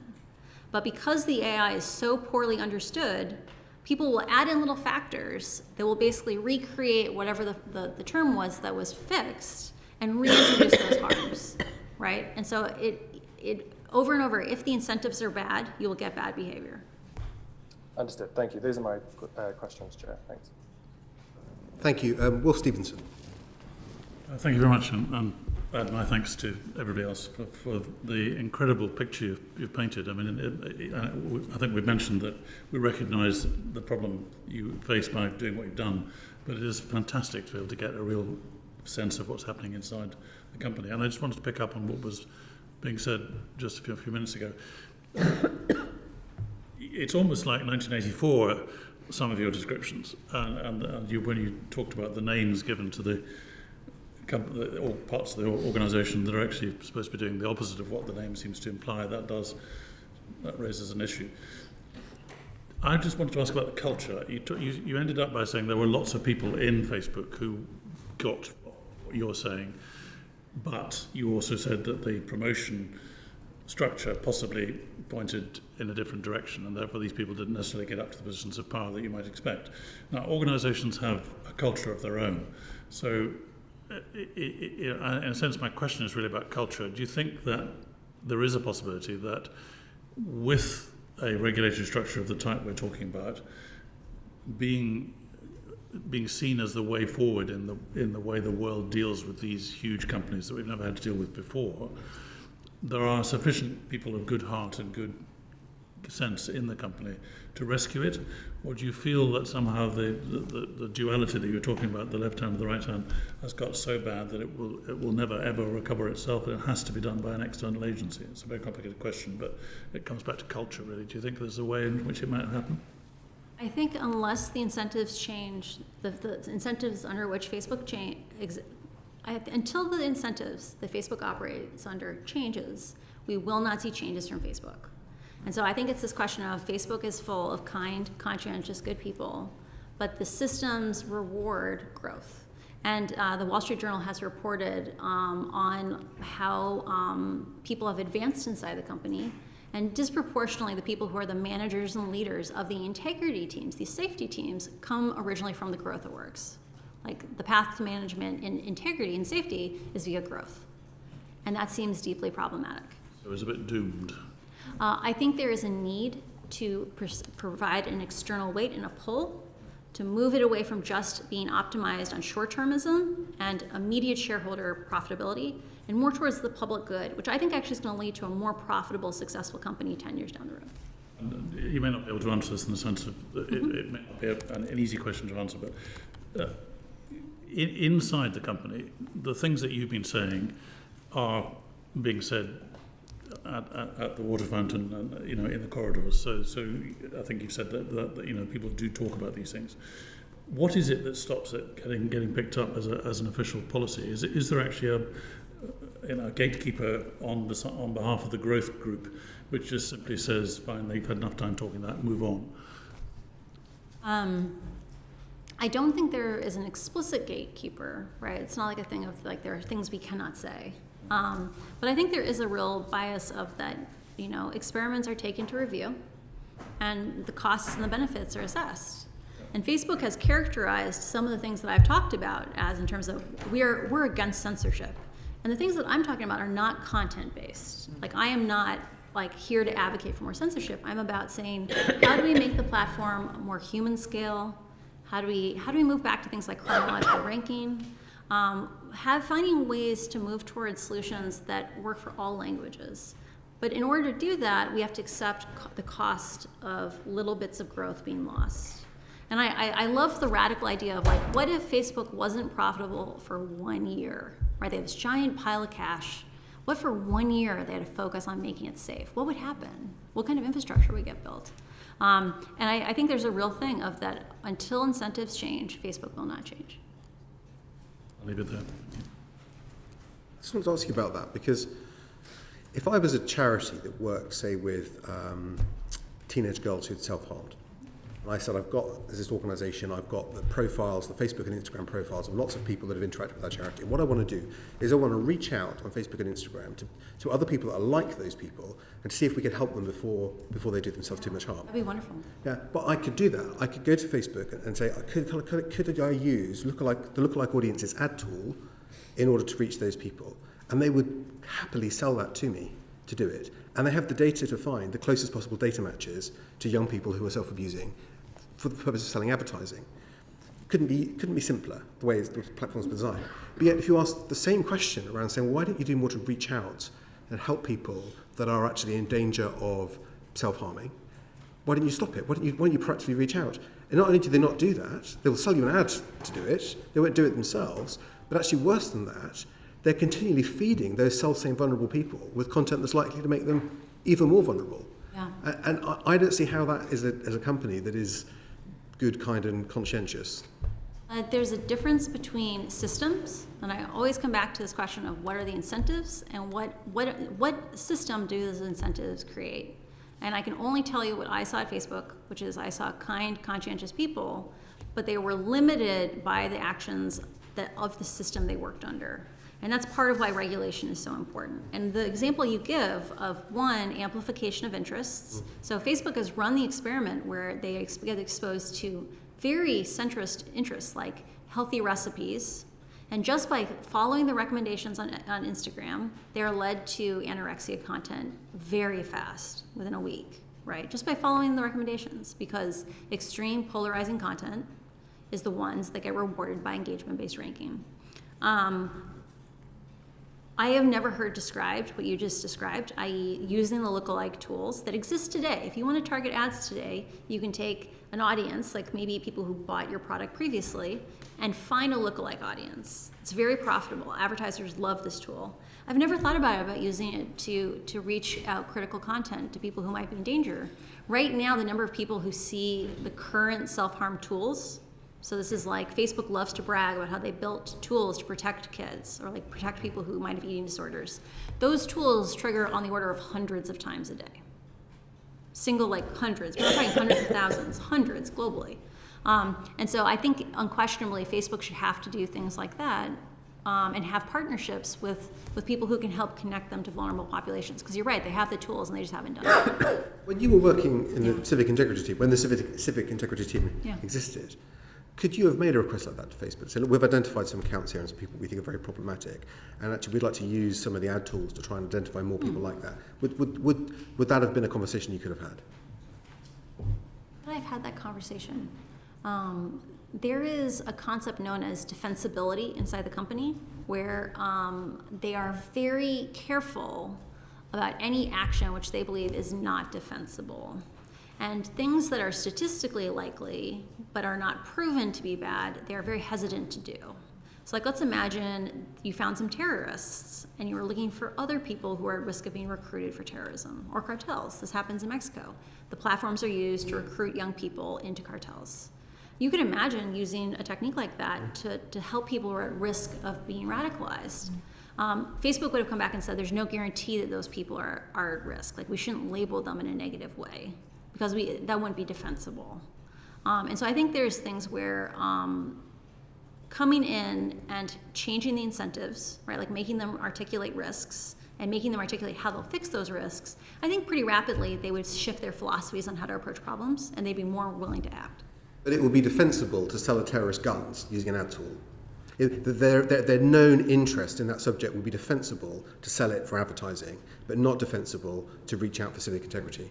I am not sure if Facebook allows gun sales. I do know that they have. Sorry, it's a hypothetical example. Yeah. Yes. What I'm saying is that this scenario, you could feed someone's addiction by advertising to them. You can't use the same technology to reach out and help them. Yes, and it's actually worse than that. Like when in my Senate testimony, one of the senators showed this example of an ad that was targeted at children, where in the background of the ad was an image of a bunch of pills, like a bunch of pills and tablets, very clearly a pile of drugs. And it said something like, want to have your best Skittles party this weekend, reach out, or something. And a Skittles party apparently is youth code for a drug party. And like that ad got approved by Facebook. And so there is a real thing where Facebook says they have policies for things. Like they might have a policy saying we don't sell guns, but I bet there's tons of ads on the platform that are selling guns. Well, they have policies that don't allow hate speech, and there's quite a lot of hate speech on Facebook. Oh, there's tons of hate speech, yeah. But it sounds like what you've got is one part of the business that with razor-like focus, more than has probably ever been created in the human existence, can target people's addictions through advertising. And yet the other part of the business that's there to try and keep people safe is largely feeling around in the dark. There is a great asymmetry in resources that are invested to grow the company versus to keep it safe. Yeah. It's not just what you said. It's not just, there's not just an asymmetry. It's, you can't even request. You can't even go to the people with all the data and all the information and say, could we use some of your tools to help us do our job? Because they would say, well, it's not defensible to do that. I never saw the usage of a strategy like that, but it seems like a logical thing to do. Like Facebook should be using all the tools in its power to fight these problems, and it's not doing that today. I think a lot of people extrapolate from that was if the senior management team really wanted to do it, it would have been done, but for some reason it appears that they don't. I think there are cultural issues, and there's definitely issues at the highest levels of leadership where they are not prioritizing safety sufficiently. And it's not enough to say, look, we invested $14 billion. We need to come back and say, no, you might have to spend twice that to have a safe platform. The important part is it should be designed to be safe, not we should have to defend, we should have to plead with you to be safe. Thank you. Ibn Kidron. Frances, I was really struck earlier when you said they know more about abuse, but it's a failure of willingness to act, I think it was the phrase. And it brought to my mind a particular case of Judy and Andy Thomas, whose daughter committed suicide and struggled for the last year to get anything beyond an automated response for their request to have Frances access to her account. I made a small intervention. They did eventually get an answer, but that answer really basically said, no, you can't. And I have to be clear just for legal things, it didn't say, no, you can't. It was a very complicated answer, complicated legal answer. But what it was saying is that they had to protect the privacy of third parties on Frances' account. So I really wanted to just, sorry, I called her Frances, it was Frankie. But I just really wanted you to say whether you think that privacy defense is okay in this setting, or whether actually, you know, the sort of report and complaint piece is another thing we really need to look at, because that seems pretty horrendous to give grieving parents some sort of completion. From what you describe, I think their argument is that I think there's a really interesting distinction around private versus public content. Like they could have come in and said, at least for the public content that she viewed, like the worldwide available content, we can show you that content. Like I think they probably should have come in and done that. I wouldn't be surprised if they no longer had the data. Like they delete the data after like 90 days. And so unless she was like a terrorist and they were tracking her, which I assume she wasn't, they would have lost all that history within 90 days of her passing. And that is a recurrent thing that Facebook does, is that they know that whatever their sins are, it will recede into the fog of time within 90 days. The idea of user privacy being a reason for not giving a parent of a deceased child access to what they were seeing. I'm just interested in that more thematic piece. I think there is an unwillingness at Facebook to acknowledge that they are responsible to anyone, right? They don't disclose data. Like there's lots of ways to disclose data in a privacy conscious way. You just have to want to do it. And Facebook has shown over and over again, not just that you don't want to release that data, that even when they do release that data, they often mislead people and lie in its construction. Like they did this with researchers a couple of months ago. They literally released misinformation using assumptions that they did not disclose to the researchers that were misleading. In the case of those grieving parents, I'm sure that Facebook has not thought holistically about the experience of parents that have had traumas on the platform, right? Because I'm sure that her parents aren't the only ones that have suffered that way. And I think it's cruel of Facebook to not think about, how do they even take minor responsibility after an event like that. Thank you. A lot of colleagues have talked to you about children, and that's a particular interest of mine. The one thing that hasn't come up this afternoon is age assurance, and specifically privacy-preserving age assurance. And this is something that I'm very worried about, that age assurance used badly could drive more surveillance, could drive more resistance to regulation, and we need rules of the road. And I'm just interested to know your perspective on that. I think it's kind of a twofold situation. So on one side, there are many algorithmic techniques Facebook could be using to keep children off the platform that are not involving asking for IDs or other forms of information disclosure. Facebook currently does not disclose what they do. And so we can't, as a society, step in and say, you actually have a much larger tool chest you could be drawing from. And it also means we don't understand what the privacy violations are that are happening today. We have no idea what they're doing. The second thing is that we could be grading Facebook's homework instead of relying on them grading their homework, which is that Facebook has systems for estimating the age of any user.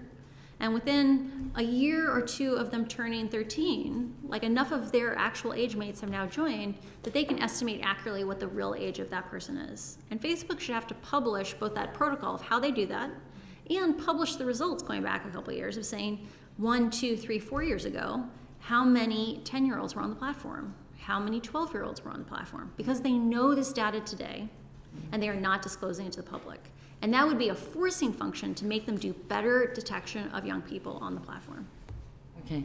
I have been ticking off of a list while you've been speaking this afternoon, and, mandatory risk assessments and mitigation measures, mandatory routes of transparency, mandatory safety by design, moderation with humans in the loop, I think you said, algorithmic design, and application of their own policies, right? Will that set of things in the regulator's hand, in our bill that we are looking at, would all of that keep children safe? Would it save lives? Would it stop abuse? Would it be enough? I think it would unquestionably be a much, much safer platform if Facebook had to take the time to articulate its risks. And I think this is the second part. They can't just articulate their risks. They have to articulate their path to solve those risks. And it has to be mandated. And they can't do a half solution. They need to give you a high quality answer. Because remember, we would never accept a car company that had, 5 times the car accidents coming out and saying, we're really sorry, but brakes are so hard, right? We're gonna get better. We would never accept that answer, but we hear that from Facebook over and over again. And I think between having more transparency, mandatory transparency, privacy conscious, and having a process of that conversation around what are the problems and what are the solutions, that is a path that should be resilient in moving us forward to a safer Facebook or any social media. Thank you. Thank you. Tim Clement-Jones. No, You completed, that's fine. In that case, I think I know Jim Wright had a question he wanted to bring back. Yeah, thank you. We've been informed that your comments to the media on end-to-end subscription have been misrepresented. I'm interested in whether it's something that we should be concerned on this committee in terms of whether there's a regulatory risk, and certainly there are security risks that some parts of government are concerned about in end-to-end encryption. But I'd like to give you the opportunity first to clarify what your position is, and if there's any comment that you've got for us on whether we should be concerned about that area, then I'd be grateful to. I want to be very, very clear. I was mischaracterized in the Telegraph yesterday on my opinions around end-to-end encryption. So end-to-end encryption is where you encrypted information on a device, you send it over the internet, and it's decrypted on another device. I am a strong supporter of access to open source end-to-end encryption software. Part of why I'm such an advocate for open source software in this case is that if you are an activist, if you're someone who has a sensitive need, a journalist or a whistleblower, my primary form of social software is an open source end-to-end encryption chat platform. But part of why that open source part is so important is you can see the code. Anyone can go and look at it. And for the top open source end-to-end encryption platforms, those are some of the only ways you're allowed to do chat in, say, the Defense Department in the United States. Facebook's plan for end-to-end encryption, I think, is concerning because we have no idea what they're going to do. We don't know what it means. Like, we don't know if people's privacy is actually protected. It's super nuanced. We don't, and it's also a different context, right? So on the open source end-to-end encryption product that I like to use, there is no directory where you can find 14-year-olds, right? There is no directory where you can go and find the Uyghur community in Bangkok. On Facebook, it is trivially easy to access vulnerable populations, and there are nation-state actors that are doing this. And so I want to be clear, I am not against end-to-end encryption in Messenger, but I do believe the public has a right to know, what does that even mean? Are they really going to produce end-to-end encryption? Because if they say they're doing end-to-end encryption and they don't really do that, people's lives are in danger. And I personally don't trust Facebook currently to tell the truth. And I'm scared that they are waving their hands at a situation where they're concerned about various issues and they just don't want to see the dangers anymore. I'm concerned about them misconstruing the product that they build, and they need regulatory oversight over that. That's my position on end-to-end encryption. So just to be really clear, there's a really important use case for end-to-end encryption in messaging, but if you ended up with an integration of some of the other things that you can do on Facebook with end-to-end encryption, then you can create quite a dangerous place for certain vulnerable groups. I think there's two sides. So one, I want to be super clear. I support access to end-to-end encryption, and I use open source end-to-end encryption every day, right? My social support network is currently on an open source end-to-end encryption service. But I am concerned on one side that the constellation of factors related to Facebook makes it even more necessary for public oversight of how we do end-to-end encryption there. That's things like access to the directory, those amplification settings. But the second one is just about security. If people think they're using an end-to-end encryption product and Facebook's interpretation of that is different than what, say, an open source product would do, because an open source product, we can all look at it and make sure what it says on the label is in the can. But if Facebook claims they've built an end-to-end encryption thing and there's really vulnerabilities, people's lives are on the line. And that's what I'm concerned about. We need public oversight of anything Facebook does around end-to-end encryption because they are making people feel safe when they might be in danger. Thank you very much. Debbie Abrahams. Thank you so much. Just a quick follow-up. Are you aware of any Facebook analysis in relation to the human cost of misinformation? So, for example, COVID is a hoax or anti-vax misinformation. Have they done anything? Have they actually tried to quantify that both in terms of illness, deaths, the actual human costs? Facebook has done many studies looking at the misinformation burden is not shared evenly, right? So you have things like the most exposed people to misinformation are like recently widowed, recently divorced, moved to a new city. And when you put people into these rabbit holes, when you pull people in from mainstream beliefs into extreme beliefs, it cuts them off from their communities. Because if I begin to believe in flat earth things, and I have friends that are flat earthers, it makes it hard for me to reintegrate into my family. In the United States, the metaphor we often use is the idea of, is Thanksgiving dinner ruined, right? Like, did your relative go and consume too much misinformation on Facebook, and now that's become Thanksgiving dinner? And I think when we look at the social cost, when we look at the health cost, I'll give you an example. Facebook under-enforces on comments, right? Because comments are so much shorter, they're really hard for the AI to figure out. Right now, groups like UNICEF have really struggled, even with the free ad credits that Facebook has given them, because they will promote positive information about the vaccine or about ways to take care of yourself with COVID, and they'll get piled on in the comments. And so Facebook's own documents talk about UNICEF saying how much more impact would those ad dollars have had if they hadn't been buried in toxic content. Thank you so much. Thank you. Dean Russell. Thank you, Chair. I just wanted to build on a comment you made earlier, if that's okay. You mentioned about this idea of skills parties, or I think if I'd heard it right. And it occurred to me, actually, how do the platforms evolve in terms of the language? Obviously, we've talked about different types of languages, but thinking of English, within English, there's huge differences between American English and English, if you can call it that, British English.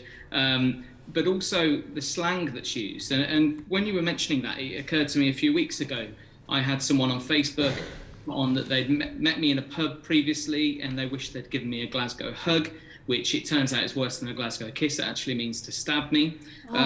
Within the time of somebody of that being reported, I only found out about this afterwards. It was reported initially to Facebook. They said it didn't break any of their rules. I believe someone else then reported it and a few others, and it eventually got took down either by the page it was on or by Facebook. In that time, someone else had put on it. They'd met me during an election campaign, and they wished they'd given me a Glasgow hug as well. So in other words, two people wanting to stab me publicly on the platform. Now, when that was reported and clarified to Facebook that a Glasgow hug meant to stab me, separate from a Glasgow kiss, which I think is a headbutt, which is just was awful. I wonder, do you know within Facebook, would it learn from that? Would it know the next time somebody says they want to give someone a Glasgow hug that they mean to stab them, or would that just be lost into the ether? I think it is likely that it would get lost into the ether, right? The process, Facebook is very cautious about how they evolve lists around things like hate speech or threats. And I did not see a great deal of regionalization, which is what is necessary to do content-based interventions. I did not see them investing in a very high level of regionalization that would be necessary to do that effectively. And I think there's interesting design questions where, like, if we as a community, that means government, academics, independent researchers, came together and said, let's think about how Facebook could actually gather enough structured data to be able to get that case right, or like in the case of, you know, the insult for the other member, how do you do that, right? And I think if they took a strategy that was closer to what Google has done historically, they would likely have a substantially safer product, which is Google was committed to be available in, I think, 5,000 languages. Right? Like, how do you make Google's interfaces, how do you make the help content available in basically all the major languages in the world? And the way they did that was they invested in a community program where they said, we need the help of the community to make this accessible. And if Facebook invested the time and effort and the collaborations with academia or with other researchers, the government, to figure out collaborative strategies for producing this structured data, I think we'd have a way safer Facebook. I don't support their current integrity strategies. I think content-based solutions are not great, but they could be so much better than they are today. So let's make the platform safer, and if you want to continue to use AI, let's figure out how to actually do it in a way that protects you from Scottish English, not just from American English. Right? Thank you. And just a further question on that, because that, for me, builds into this question of the evolution of these platforms, the learning that they have, but also future-proofing this bill against future changes. At the moment, we talk a lot about Facebook and Google and Twitter and all those things as being looked at on a screen, but increasingly they are working in the realms of virtual reality. Obviously, there's Oculus Rift as well, which will increasingly enable user-generated content or engagement. Do you know whether any of the principles that we're talking about here around safety and reducing harm are being discussed for those future innovations? Because my concern, to be honest, is that we'll get this bill right, and then actually the world will shift into a different type of use of platforms, and actually we won't have covered the bases properly. I'm not actually a little excited about augmented reality because often augmented reality attempts to recreate interactions that we exist in physical reality, right? Like in this room, we have maybe 40 people total, and the interactions that we have socially are at a human scale. Most augmented reality experiences that I've seen have been more about trying to recreate dynamics of an individual. They're either games that you play, or they are communications with one or maybe a handful of people. And those systems have a very different consequence than the hyper amplification systems that Facebook has built today.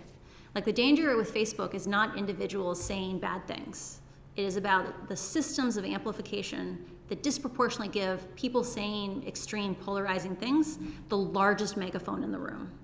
And so I agree with you that we have to be careful about thinking about future proofing, but I think the mechanisms that we talked about earlier about the idea of having risk assessments, and risk assessments that aren't just produced by the company, but need to also be the regulator gathering from the community and saying, are there other things we should be concerned about, right? A tandem approach like that requires companies to articulate their solutions, I think that's a flexible approach. I think that might work for quite a long time, but it has to be mandatory and there have to be certain quality bars. Because if Facebook can phone it in, I guarantee you they'll phone it in. Thank you. Back to you, Chair. Thanks very much. Thank you. Just a couple of final questions from me. We heard in the evidence session we had last week, I think it was Guillaume Chalot, so based on his experience at YouTube, said that the way algorithmic recommendation works, it's not there just to give you more of what you want, it's there to discover which rabbit hole you should be pushed into. Do you think that's a fair characterization? There's a difference between the intended goals of a system. So like Facebook has said, we never intended to make a system that amplifies extreme polarizing content, and the consequences of a system. So all recommender systems intend to give you content that you will enjoy, because as Facebook has said, that will keep you on the platform longer. But the reality is that algorithmic systems, AI systems, are very complicated, and we are bad at assessing the consequences or foreseeing what they're going to be. But they're very attractive to use because they keep you on the site longer, right? If we went back to chronological ranking, I bet you'd view 20% less content every day. But you might enjoy it more. It'd be more from your friends and family. The question on rabbit holes, I don't think they intended to have you go down rabbit holes. I don't think they intended to force people into these bubbles, though they have chosen choices that have unintended side effects. So I'll give you an example. Autoplay. I think autoplay on YouTube is super dangerous, right? So autoplay, instead of having you choose what you want to engage with, it chooses for you.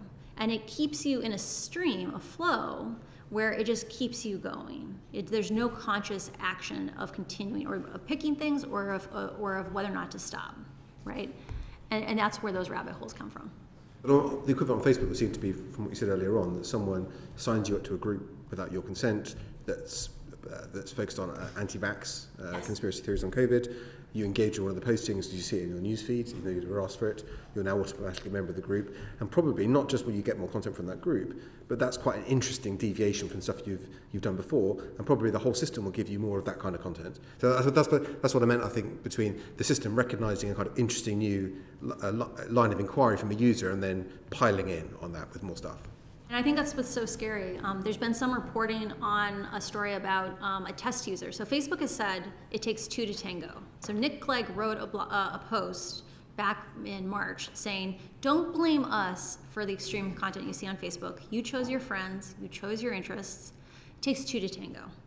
When you make a brand new account and you follow some mainstream interests, for example, Fox News, Trump, Melania, it will lead you very rapidly to QAnon. It will lead you very rapidly to white genocide content. Yeah. But this isn't just true on the right, it's true on the left as well. Yeah. These systems lead to amplification and division.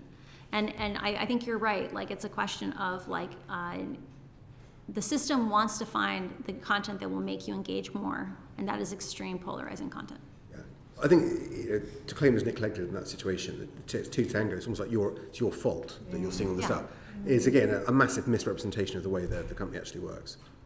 Facebook is very good at dancing with data.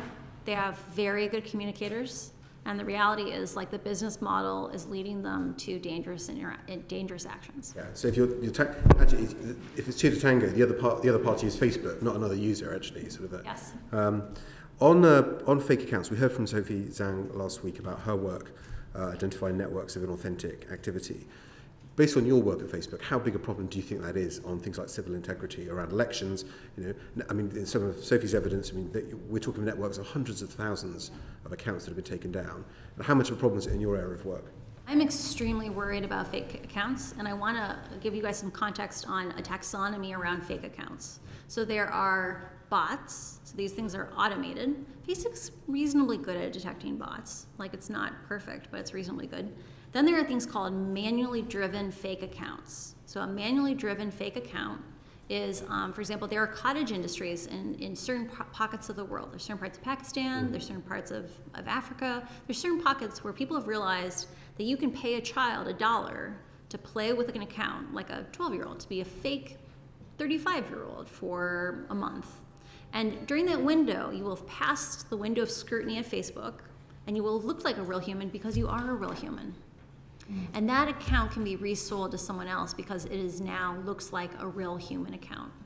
And those accounts, there's at least 100,000 of them among the, there's 800,000, I believe, or back when I left, so this is May, there were approximately 800,000 Facebook connectivity accounts. So these are accounts where Facebook is subsidizing your internet. Among those, there were 100,000 of these manually driven fake accounts that were discovered by a colleague of mine. They were being used for some of the worst offenses on the platform. And I think there is a huge problem around the level of investment Facebook has done in detecting these accounts and preventing them from spreading harm on the platform. How confident are you that the number of active users on Facebook is accurate, that those people are real people?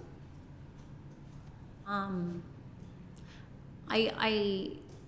think there's interesting things around the general number. So as we talked about before, this is about distribution of things. That on social networks, things aren't necessarily evenly allocated. So Facebook has published a number of, I believe, 11%. They believe 11% of its accounts are not people, like they're duplicates. Amongst new accounts, they believe the number is closer to 60%, but that has never been disclosed, in my awareness, in a public statement. And so there's this question of if investors are interpreting the value of the company based on a certain number of new accounts every month, and 60% of those are not actually new people, they're overinflating the value of the company. And I mean, if those audiences are being sold to advertisers as real people, I mean, that's fraudulent. If you're selling people you've got reason to believe are probably fake, you're selling them as real people to advertisers. So there is a problem known as SUMAs, which are same user, multiple accounts. And we had documentation that said, or excuse me, I found documentation that said for reach and frequency advertising, so let's say you're targeting a very specific population. Maybe they're highly affluent and slightly quirky individuals, and you're going to sell them some very specific product. Facebook is amazing for these niches because maybe there's only 100,000 people in the United States that you want to reach, but you can get all of them, right? Facebook has put in controls called reach and frequency advertising. So you say, I don't want to reach someone more than 7 times or maybe 10 times because that 30th impression, it's not very effective. And Facebook's internal research says that those systems, the reach and frequency advertising systems, were not accurate because they didn't take into consideration these same user multiple account effects. So that is definitely Facebook overcharging people for their product.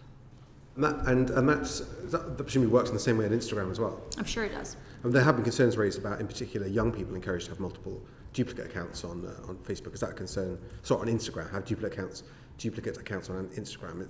Is that something you share from a safety? Do you share that concern from a safety point of view? I think that there were. I was present for multiple conversations during my time on civic integrity, where they discussed the idea that, on Facebook, the real names policy and the policies against their authenticity policies, those are security features. And then on Instagram, because they didn't have that same contract, there were many accounts that would have been taken down on Facebook for coordinated behavior and other things, that because they weren't inauthentic, it was harder to take them down. And so I think in the case of teenagers, encouraging teenagers to make private accounts so that, say, their parents can't understand what's happening in their lives, I think is really dangerous. and there should be more family-centric integrity interventions that think about the family as an ecosystem. Yeah, because as you say, a young person engaging with harmful content, problematic content, will probably do it using a different account while their parents see the one that they think they should have. But I mean, do you think that policy needs to change? Do you think the system can be made to work on Instagram as it does today? I don't think I know enough about Instagram's behavior in that way to give a good opinion. Okay, but as a kind of concerned citizen who's worked in technology. I strongly believe that Facebook is not transparent enough today, and that it's difficult for us to actually figure out the right thing to do because we are not told accurate information about how the system itself works. Yeah. And that's unacceptable. I think we'd agree with that. I think that's a good summation of, I think, a lot of what we've been talking about this afternoon. I think that concludes the questions from the committee. So we'd just like to thank you for your evidence and for taking the trouble to visit us here in Westminster. Thank you so much for the opportunity. Thank you. Thank you very much. Thank you.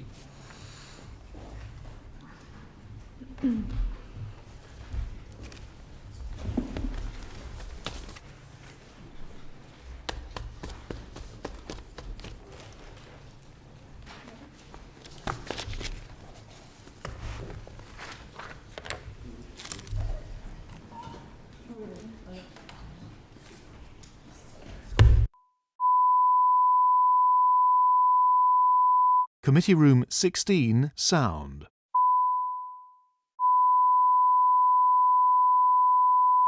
Committee Room 16, sound.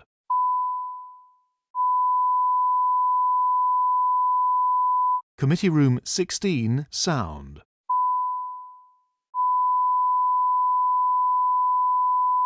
Committee Room 16, sound.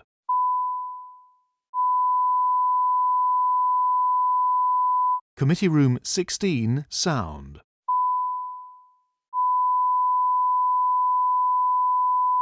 Committee Room 16, sound.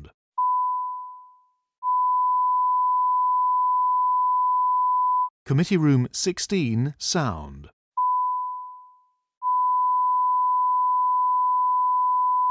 Committee Room 16, sound.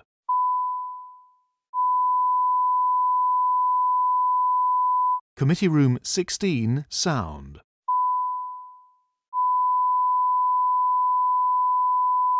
Committee Room 16, sound.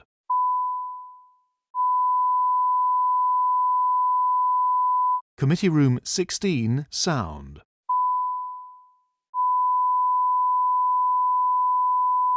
Committee Room 16, sound.